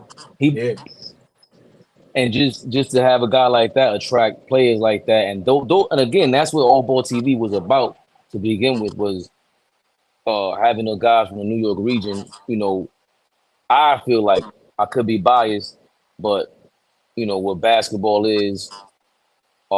Everything changed for a New York City flashy style of the game, and with Steph Curry doing what he did in the last 10 years, it was like validation. Where Allen Iverson was validation. You guys have been pushing this away for some reason, hiding it for some reason. But you had Clyde Frazier there, you had Moses, Black Moses, Earl the Pearl there, Pistol Pete, right, and then Kenny Anderson is in that line. So to see that all come together, and just the hospitality is great. Down south is different. They're very nice people. In New York, you kind of gotta get around the people to get nice. And you learn a lot. Just like we're sitting there watching the kids play and everything, and then they get to meet Gerald Green, and even I didn't know who these people are, but then now they get to learn. And just in case you want to talk any smack, you got to do your research and go, oh, wait a minute, he did what? Do your and homework. It checks you. Yeah. You know I do, because I don't watch college ball, but it makes me want to even watch. Stop saying that shit. Well, Kenny got me. He said, "Yo, I'm gonna have you watching college ball." I said, "Flea been saying that." I said, "Nah, I'm gonna watch." So I said, "Yo, so what do you? How do you watch?" He goes, "Yo, just turn the TV on." And Gerald Green was like, "Yo, I love basketball, man." Like, he was guilting me. Like, I thought you loved basketball. Like, he didn't know that we say that. And it's like, I thought you loved ball. Yeah. So again, it was the basketball conversation. We were watching Game 7 together. That's dope. So it was like, yeah, it's just to be able to talk like this with them was crazy. Fire. That's fire. Because you see me going crazy. We were going crazy about Rudy Gobert versus Mitchell Robinson. They were like, "You think Mitchell Robinson is better than?" And I'm going crazy, like, "Yeah." Or you a fan? That's what it is. I'm like, "Yes, I am." And then we would go back and forth. So it was so dope to do it in person, because they think like we just. But then they see the love for the game, and you got to respect it at some point. Because I'm gonna start bringing up stuff. You go, "Wait a minute." Because they had start telling like, "Wait a minute," he's bringing up some stuff. Like, he calls everybody on the court. They're like, "That was one game." I said, "Oh, you ain't been watching." Yeah. And it's just, we appreciate that, because we're getting closer and closer to what it all is anyway, which is to have, again, to me, New York City back on the map, on the forefront. This is the Mecca. Mm-hmm. This is the Mecca. And to have a superstar from the Mecca, still a superstar. What he did was amazing. Go down there and just be a light for the kids to come out and bring out their light. Amazing, bro. Just amazing. That's dope. That's dope. I was asking Fabian just about the weekend, and how it was to kick it down there with Kenny Anderson, and watch the kids, develop and all of that kind of stuff. It was my fault. My phone died. I mean, it was ill, man. It's just, just to see, these guys, and just to be around them and just conversate with them.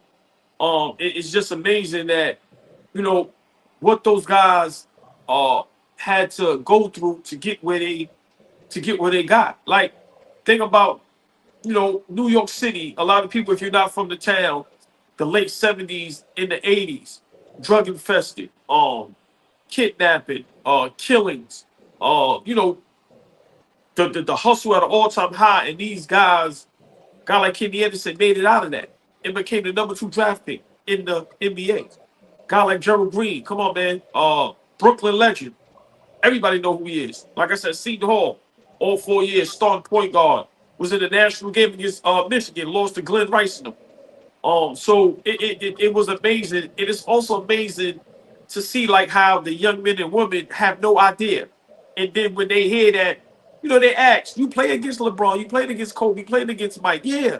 So just to see their faces light up when they actually are talking in the presence of someone that played against guys that they look up to, that are their heroes. You know what I'm saying? True. So it was ill. And also, Gerald Green, I think, is going to be in town next week or so. I'm going to try to get him on Are We Live Fleet. I'm going to try to get him up here. Yeah, right. Because he hit me today. So I'm going to see when he in town. You know, them old school dudes, it'd be hard for them to set all this stuff up. We gonna make it work. Get him up here so you can pick his brain, because I told you to go at that. But yeah, man, Flea, it was a great experience, man. It was a great experience. But it just goes to show you the youth, it's a lot for them to learn, man. And I just hope a lot of them is not scared to learn the history, especially if you want to be involved into the game of basketball, because what they're seeing is just a reincarnation. We've seen players like this 20, 30, 40, 50 years ago. Like I said, when you look at Kyrie Irving, look at a Pistol Pete Maverick. Handle, pass. So, you know what I'm saying? But it just overall, just great weekend and great experience. Miss you out there, my brother. Yeah, for sure. We'll better time that, right? I had the time, but you know, we spoke about it already. But yeah, you ain't gotta explain that. We'll do that. We're gonna do that better next year. But yeah, before we get out of here, we got some trades today. I want Fabian to get into this first because he just got up here. But we have some trades that happened today. A lot of movement going on already night before the draft. That goes to tell y'all the draft tomorrow gonna be crazy. I hope we all can get on here before the draft. Draft is at 8. Maybe we could do a little special show at 7 o'clock. But so far we got Drew Holiday traded to the Portland Trailblazers for Anthony Simons and 2 second-round draft picks.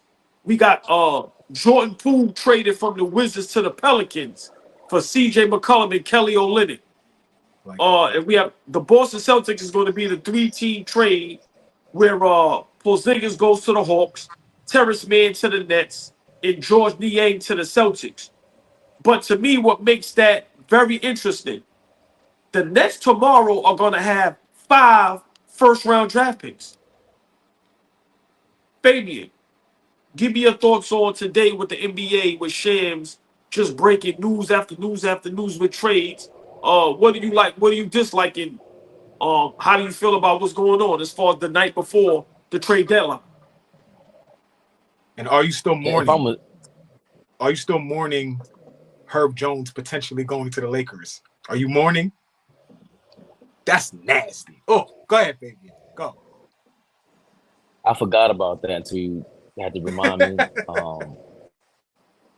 I ain't bring that up on purpose. I know. What's stopping I know.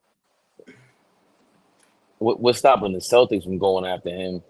The last rumor I saw on Twitter was the Celtics and the Heat are in talks or had discussions about trading Jaylen Brown for Bam Adebayo. The Celtics, man, yeah. They popping it over there. They popping it. They popping it. They up to something. They popping it. It makes it exciting. You know, I see a lot of people complaining about David Stern would have never allowed this news to take place during the NBA Finals. Hey, yo, man, God bless the dead and everything. David Stern was not around for prime social media. Adam Silver just came out and almost confirmed the aluminum fitted theory that the only reason why Draymond Green is in the NBA is because they pay attention to Twitter and what goes viral. And Draymond Green certainly goes viral every day.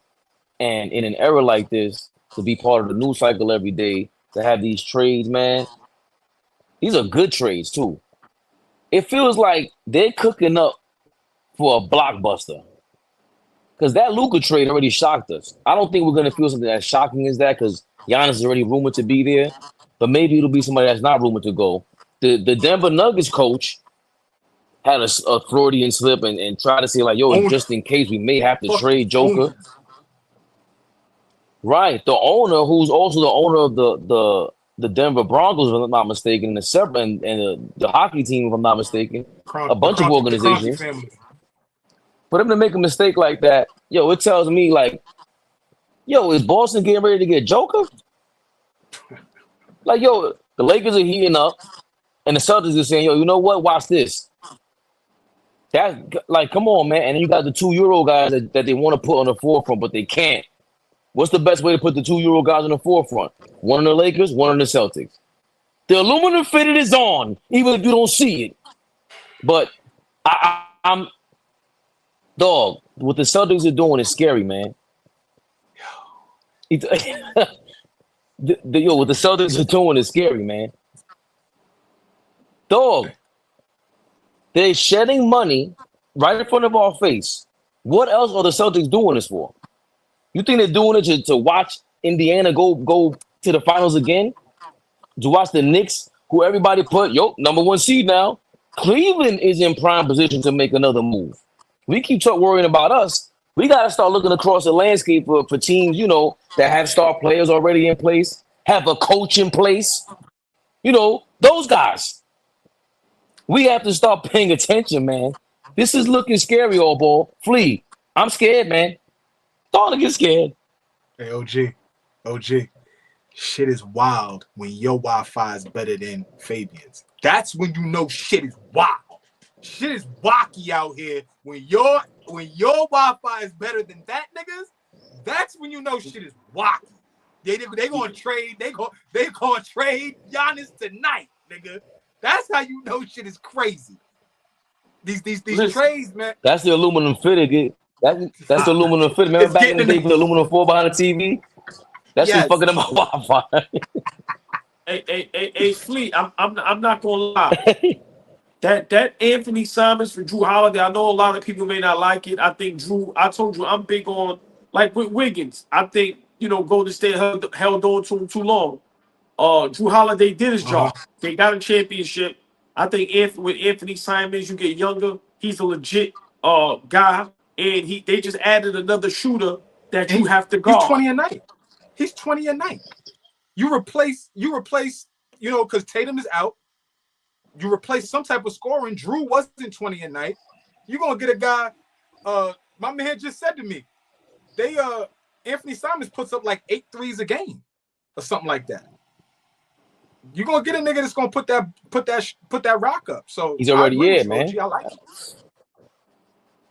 it. And then Brooklyn added George Niang. Like I said, like people need to realize Porzingis, you wasn't getting nothing from him. He didn't do anything over there to help.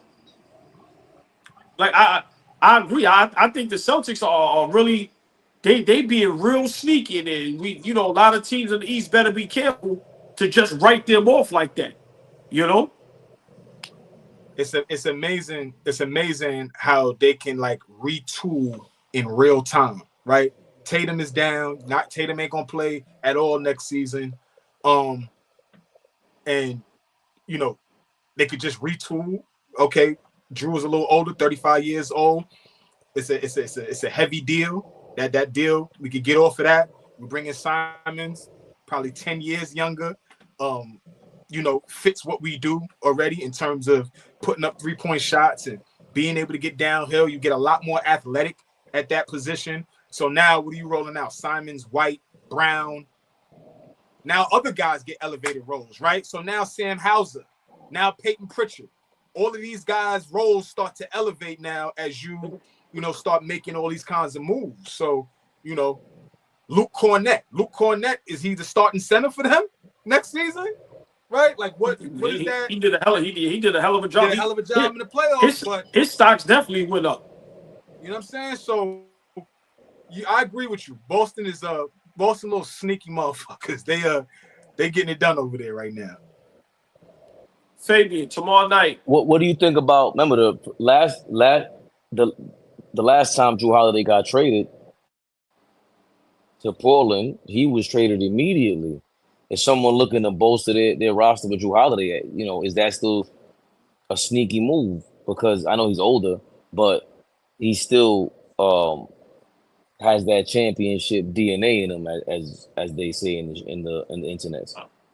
I think he's not going to stay in Portland. I think that was a piece for Portland to move to probably get another piece so they can, because of course they're going to be forever rebuild. But I don't think he's going to stay in Portland. I think he's still a guy that can help you win a championship. A la if you could get him over there with the Lakers or with the Knicks. I still think he's a very viable piece to a team. But It's. Let me ask you this real quick. The Nets. I'm hearing that Ace Bailey. They saying the Nets, got all those draft picks. They're gonna probably move up in the draft. Are y'all looking forward to the draft? Do y'all think this draft is as stacked as everybody's making it out to be? And who do y'all think is just going to come right in and be a good player? Or is a lot of these guys is going to take a lot of time? Me and Flea agree about Dylan Harper. He Best just player in the looks draft.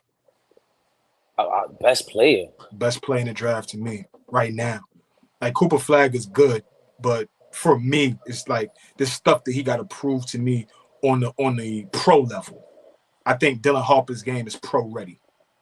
Obviously, he's got to get exposed to it and all that. But just from my eyes, what I see, Dylan Harper for me is probably the best out of the top 5 guys. But does it get deeper than that? Because that's a bold statement. Does it get deeper than Dylan Harper? Is Edgecombe in this? Edgecombe is going to go top 5. Harper's going to go top 5. Flag is going to go top 5. There's a shooter coming out of Texas. It's really, really good. What's your man? You sent me from? Was it from Michigan? Or remember you sent me the video to watch? The white kid that was he can handle really well. He doesn't jump out. Boy from Michigan. He's tough. The white boy's tough. I don't know. We might be stretching right now. I don't know if he's gonna go lottery. Like he may go late first round. Right. But all Ball's question is how deep is this draft? And sometimes you just look at we're not gonna have a 96 draft again. Unless all these French guys from last year turn out to be something amazing through the roof. 96 draft is just untouchable. There's some drafts that I think we don't even like. Look at that 22 draft. Just go look at the 22 draft right now. Yeah. Paolo. And we only 3 years removed from them. And we talking about Chet. Yeah. Chet is a champion. Jalen Williams. Both of them got drafted the same Williams. They already champions. Yeah. You said Paolo. I'm missing a couple guys, but like that 2 draft is a damn good draft. Yeah. Right. Yeah. And then, but sometimes it's the other guys. Because like I said, the French guys, we don't even know who's going to be great, man. We just don't. Like Wemby still has to work himself into what we think is going to be, I think he has that gene in him. It looks like he wants to be great. Dylan Harper looks like he wants to maximize his potential. I'm a little worried about Rutgers being, what they were, but AllBall. I will say this about Ace Bailey. Say what you want about LeBron, wherever you stand on that. I think it's undeniable what LeBron and these guys felt like when you saw them play in high school, let alone college. There's something to these people. Even Jay Will, I shitted on Jay Will earlier. Jay Will was amazing in college, man. That was must-see TV. Duke was must-see TV, bro. So, and he led the way. I know Boozer was there. Elton Brand was right there before that. It's a hell of a team. Yes, but how many? I think Dylan Harper shows some of that. I'm seeing maybe not the same play style, but D'Angelo Russell, when I saw him in the same draft as Porzingis in Summer League, if I'm not mistaken, just the way he moves, I'm like, that kid is a pro. And with Dylan Harper, I feel the same way. The way he gets to his spots, is athletic. Like, yo, that kid is a pro, man. There's no way around this. What? Yeah. Let me just snowball at it, piggyback, right? Dylan Harper is the best player in the draft. I've watched this kid for the last 2 years, and he's never let me down once. Against his peers, he dominates. I watched Cooper Flag struggle. Like I said, I've been to all of these games, and Dylan Harper, he's ready-made.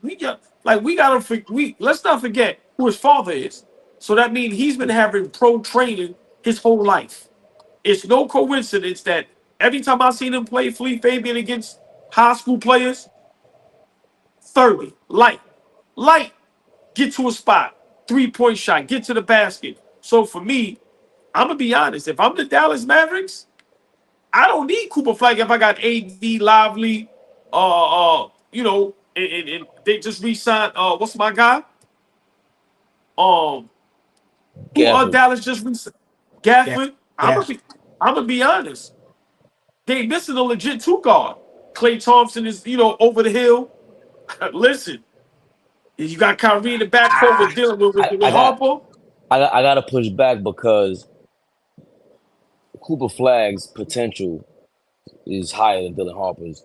And then also, it's easier for a big man rookie season, usually, than the smaller guards, unless you are, like, if Dylan Harper turns out to be Iverson, like Kyrie rookie year, to me, was stellar. The way he gave it to OKC, Russell Westbrook and them boys, you kidding me? The game went on them, loved it. That All-Star game, amazing. Is Dylan Harper quite that? I don't know. This. Watch this. I don't mean to cut you off. Watch this. Dallas Mavericks, don't make the same mistake the Golden State Warriors made. And I'm not saying that Cooper Flagg is going to be James Wiseman. I'm not saying that. Right? But Golden State Warriors had an opportunity to draft LaMelo Ball, and they didn't. Regular weed. You draft. No, Flea, my point is you draft the best player. I got you. All right. So that's what I'm saying. I'm saying Dallas Mavericks should draft the best player in the league, not who everybody else wants them to draft. There's no knock to Cooper Flagg, but I think they should take Dylan Harper.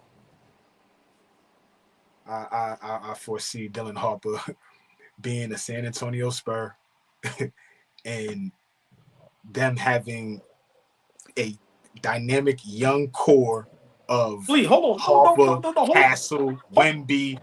Hold on, can I ask y'all a question? Hold on. Hey, hold on.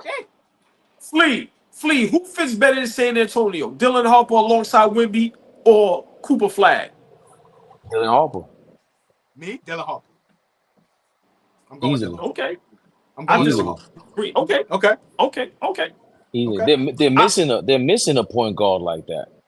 I know Chris Paul left and everything, but Devin Vassell is not quite that. Devin Vassell is De'Aaron Fox kind of over there. Oh, I forgot about De'Aaron Fox. Wow, oh my God. If they get Dylan Harper, they might do you know what, Flea? I laughed at you the other day when you said they're gonna make the playoffs. Damn, that's a playoff team. Oh, you was laughing at me too? Yes, I was laughing at you. I forgot De'Aaron Fox is there. Okay. Wemby's coming back. Nah, Sohan's second season. I'm sorry, Flea. Okay. I humbly apologize. Humbly apologize. That he pushed me back off the ledge. The nigga didn't even let me jump the way I wanted to jump. Listen, no, I ain't gonna let you do that. Fox never played with this much talent. This is gonna be crazy. They get Dylan Harper. Now you got somebody that can push the ball with Fox. Dylan Harper and Castle might push Fox the fuck out of there. They might push him out of there. They gotta pay him. Fox gotta get paid. If they don't, they'll control those two. They'll control those two younger players before they have to jump out there and pay Fox. Shitting me? A Harper and Castle backcourt. Watch this. Hold on. It's not nothing against Fox, but come on, Fabian. I need you to clip this. Here's what I think should happen tomorrow. No, this ain't gonna be nothing crazy. Because I disagree with y'all. I think San Antonio has enough guards. I think Dylan Harper should go to Dallas. I think Cooper Flagg together with Wemby, that's your future for the next 15 years, right? I think Cooper should go to San Antonio, and here go the kicker.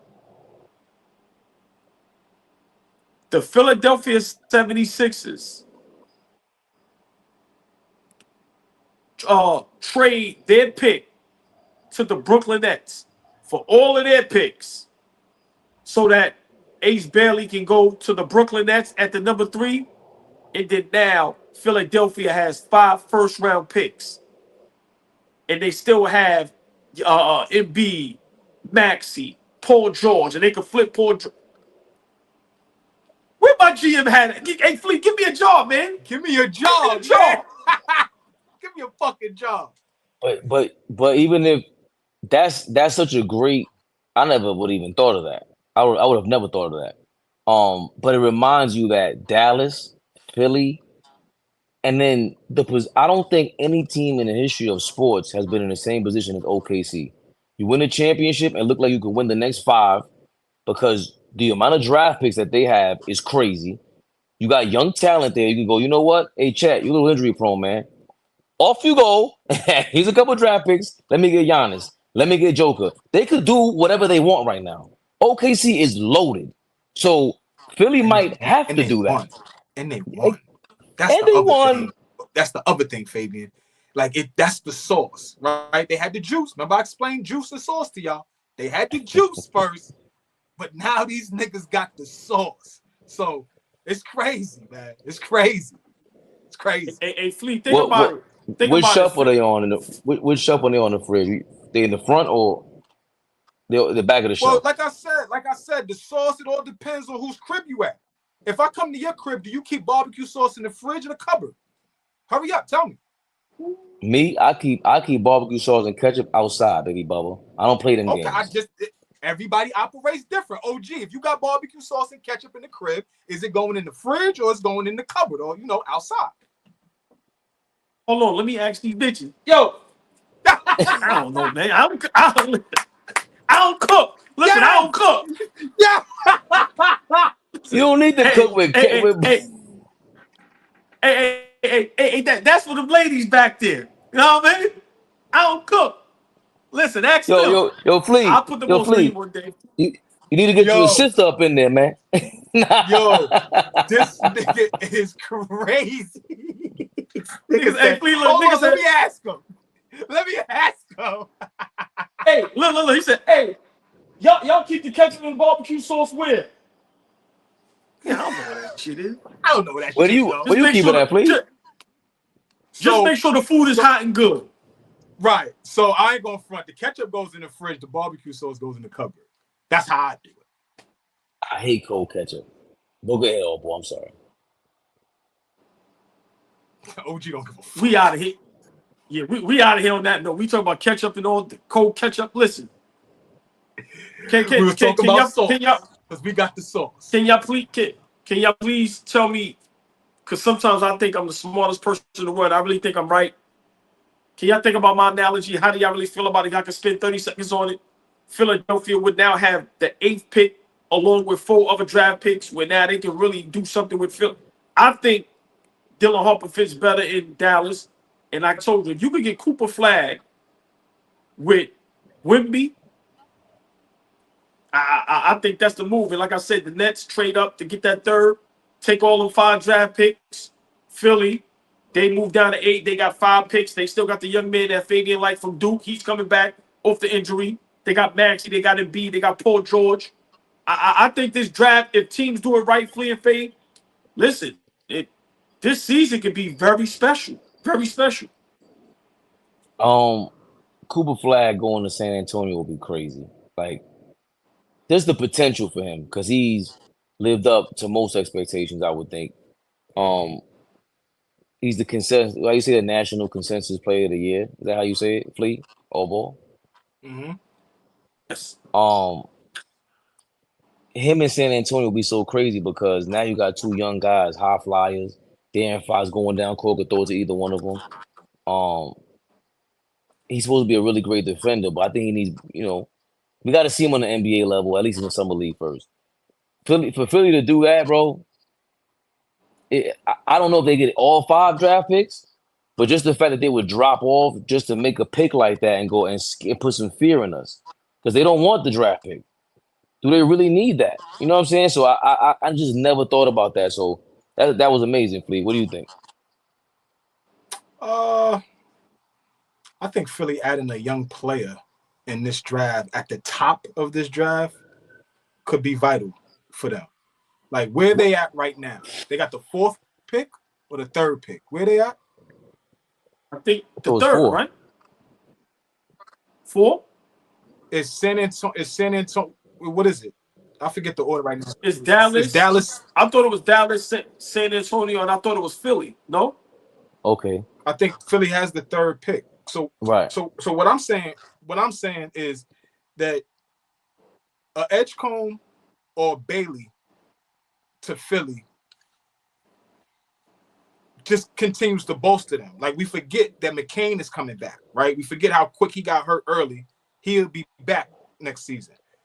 Maxey, obviously, we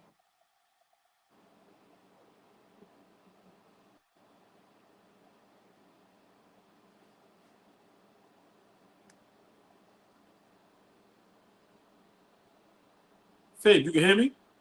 Yeah. Oh, I thought because sometimes you go out like that.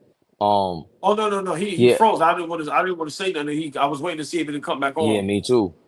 I think another great point is like the more I think about it, the way you said it, either way, I gotta flip this back to you because it is a great deal for them to do that, right? But either way, if they do either or keep the pick or go trade it for more picks, what do you think that means for Joel Embiid and Philly then? If because that means you're straight up going younger, right? No, I don't think it means that. Like, no, I think Joel Embiid healthy is still a guy that can get you the title. But think about, like I said, to me, the person that don't fit, or he's, I don't know what some of him is Paul George. So now think about, if you Philly, you got 5 first-round picks. You can flip that with Paul George, and oh my God, look, imagine what you can do with that. Or, or you keep Paul George, and you got 5 first-round picks. It's a plethora of guys you can get. It's some guys you could probably trade to get with some of those picks.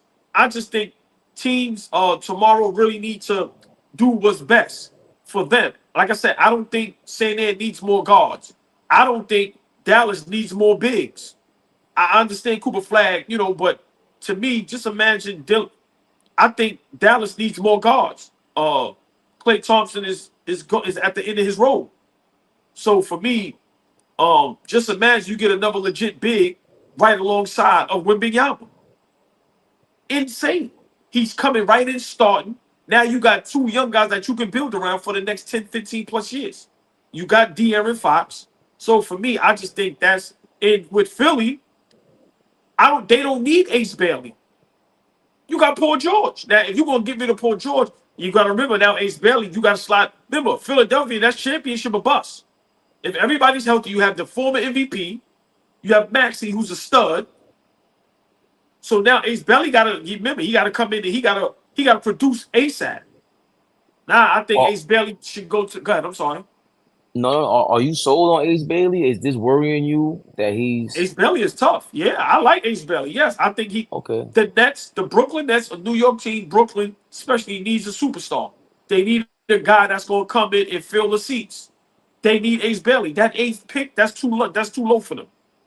I think But Ace what Bailey I could be what the I guy for mean is, Brooklyn. but going back to like what I said about LeBron and even Kyrie rookie season, Kevin Durant rookie season.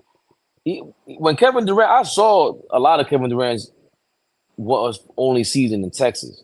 I don't watch college ball like that, but I just happen to be watching. I'm like, who the hell is this new T Mac dude? He Yeah, looks but I'm not. crazy. Yeah, But but I'm saying, have we seen that from Ace Bailey on top of the fact that he's turning down interviews and meetings? Does that mean well, anything? Because it seems to be split down the middle with these players and media members. let's be honest.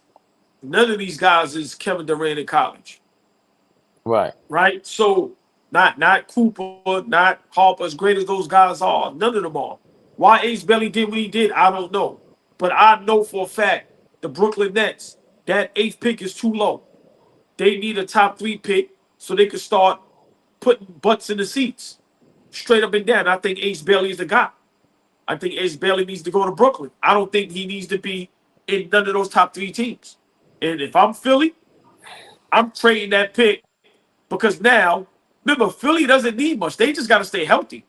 But now you got 5 first-round picks. Man, listen, you got the pick of the litter.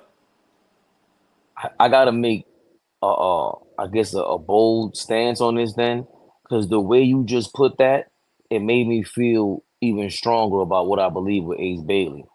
It's a lot of raw talent. Um, I don't know if I've seen superstar work ethic, superstar effort. Um, and also the fact that you just said that to bring him to Brooklyn, make him basically be the face of the franchise, a young kid like that. He he didn't do it for Rutgers. You understand what I'm saying? So I don't think he's a top five, top three like standout. I think he's a roll of the dice superstar that we've seen before, that we've heard about. I don't think he's gonna be to be that. You gotta be all. Do you see him being an all star? So, yeah, eventually down the line, he's that good of a talent. You got to remember, Dylan Harper ain't have a great season, bro. Some of these guys, they know they going to the league. Some guys are just going to college because they have to, bro. Like, let's be realistic. Dylan Harper ain't have a great season, but we know what his talent is. Ace Bailey is just as talented. Trust me, just as talented. Some of these guys, they just had to play that first year because you have to. Some of these guys, if they didn't have to go to college, they'd be going right out of high school, bro. Bailey and Harper would have went right out of high school. Cooper Flack, right out of high school. The young man in BYU, I know he's coming up this year to go to college, but a lot of these guys be coming right out of high school. Ace Bailey is the truth. Now, I don't know his work ethic because I don't know him. But if I'm going off for talent, he's just as talented as those guys. It's just who's going to work hard enough and put it together properly to where it shows on the court. But no, I think this draft, a lot of teams have an opportunity to fill their voids. And the Brooklyn Nets have an opportunity to fill a void. Think about it. They don't have nothing over there. This is New York. Brooklyn. You don't have no attraction. So, like I said, for me, this draft tomorrow, I'm locked in. I'm getting my rest. I'm locked in because it's a lot of moves that's going to be made. It's just going to be like, what the hell was that? But for me, I told you, I think the Golden State Warriors, that was a sign. Big mistake. You picked the best player in the draft. Cooper Flag may have all the hype. He's not the best player in the draft. The best player who's ready right now is Dylan Harper. And what does the Dallas Mavericks need? They need a shooting guard.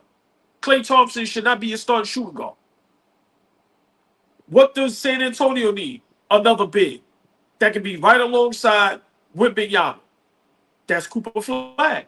Like I said, Cooper's gonna have to fight for minutes over those big men over there. You got AD, you got Lively. Like, come on, bro. And for me, Philly, they don't need much. They just gotta stay healthy. So, like I said, if Ace barely go over there, what are you doing with Paul George?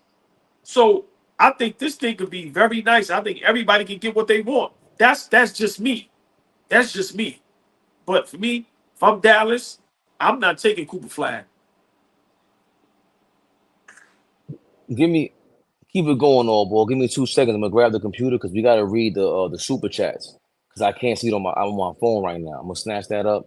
Keep it rolling. All right, so hurry up before we get out. All right, 2 minutes. Yeah, so I mean, for me, y'all, big shout out everybody in the chat, man. Appreciate y'all, love y'all. But that's just me. I think tomorrow the draft. Listen, it's a lot of good players. I think a lot of teams can make some great moves, and help themselves out. But yeah, I would love. How do y'all think? How do y'all feel about what I said? I think Dylan Harper should be the #1 draft pick. I think he will fit seamlessly with Dallas. And then he has a mentor in Kyrie Irving. Now you have a dynamic backcourt. Like I said, Cooper Flag with the San Antonio Spurs. Just imagine him and Wembanyama and De'Aaron Fox. There go your big three. That's it. And they have a plethora of young players over there for Sell Castle. Like, to me, that will make San Antonio. I think that move is San Antonio getting into the playoffs. Now, to me, San Antonio, I'm putting them over like the Memphis Grizzlies and shit like that. The Phoenix Suns. I think they hop right over those type teams. And then for me, the Brooklyn Nets get Ace Bailey. Philadelphia 76ers get 5 first-round draft picks. Now, Philadelphia can just revamp. You have Embiid, you have Maxey, you have McCain, you still have Paul George, you still have Uber, you still have guys, even though Uber is a free agent. But listen, I think if this thing is done right, man, listen, this shit is going to be exciting. That's just me, 100%. though, y'all. Listen, man, appreciate y'all. Definitely in the super chat in the building. King Speech, he said, that's what he was saying earlier, that he renewed his membership with us. King Speech, always love my brother. Jay, y'all, what would y'all give up to try and get Dante back?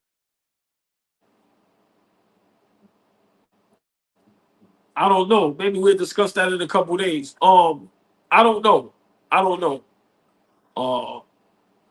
I mean, what? Give up Deuce and Kolick or some shit like that? I don't know. I'm not giving up none of the starters. I'll tell you that much. I'm not doing that.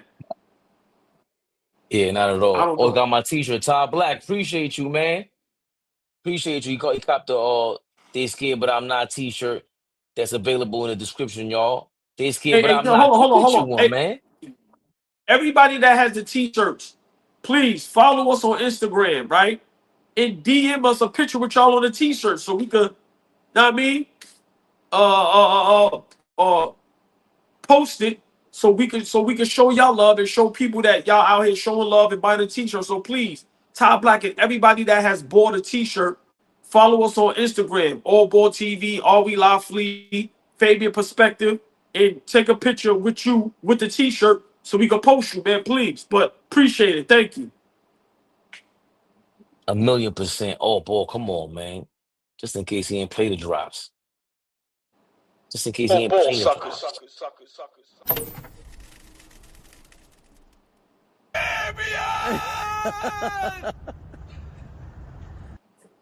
Yo, man. All ball. Lee, thanks for holding it down. You know, he had to run about that time. Fish, what up? What? Can I share my whip with the t-shirt? No, Fish. What's wrong with you? Get out of here. Fish, what up, Fish? Tomorrow, I don't know how busy my brother's gonna be, but tomorrow, uh, we live, 8 o'clock. I'm doing the draft. I hope my brothers will be there, but I'll go live for the first round of the draft because I know it's gonna be insane. It's gonna be some trades, like how I did. Remember how I did the trade deadline? We gonna do the draft like that tomorrow. So everybody tune in, get them comments. We gonna be engaging. Listen, we gonna be live while the draft going on. That's gonna be in real time. It's going down. AllBall TV tomorrow. We doing the draft tomorrow with y'all. So please show love and pull up. Lock in with us, baby. The NBA draft is tomorrow. We don't know what the hell the Knicks are doing. They're driving us crazy every day. Trust me, guys. As much as anxiety as y'all. Tomorrow, 8 p.m. is the NBA draft. But more importantly, 8 p.m. is AllBall TV Live. Kidding me, suckers? Good night. AllBall TV. They scared, but I'm not. They don't like comentario. Y suscribe.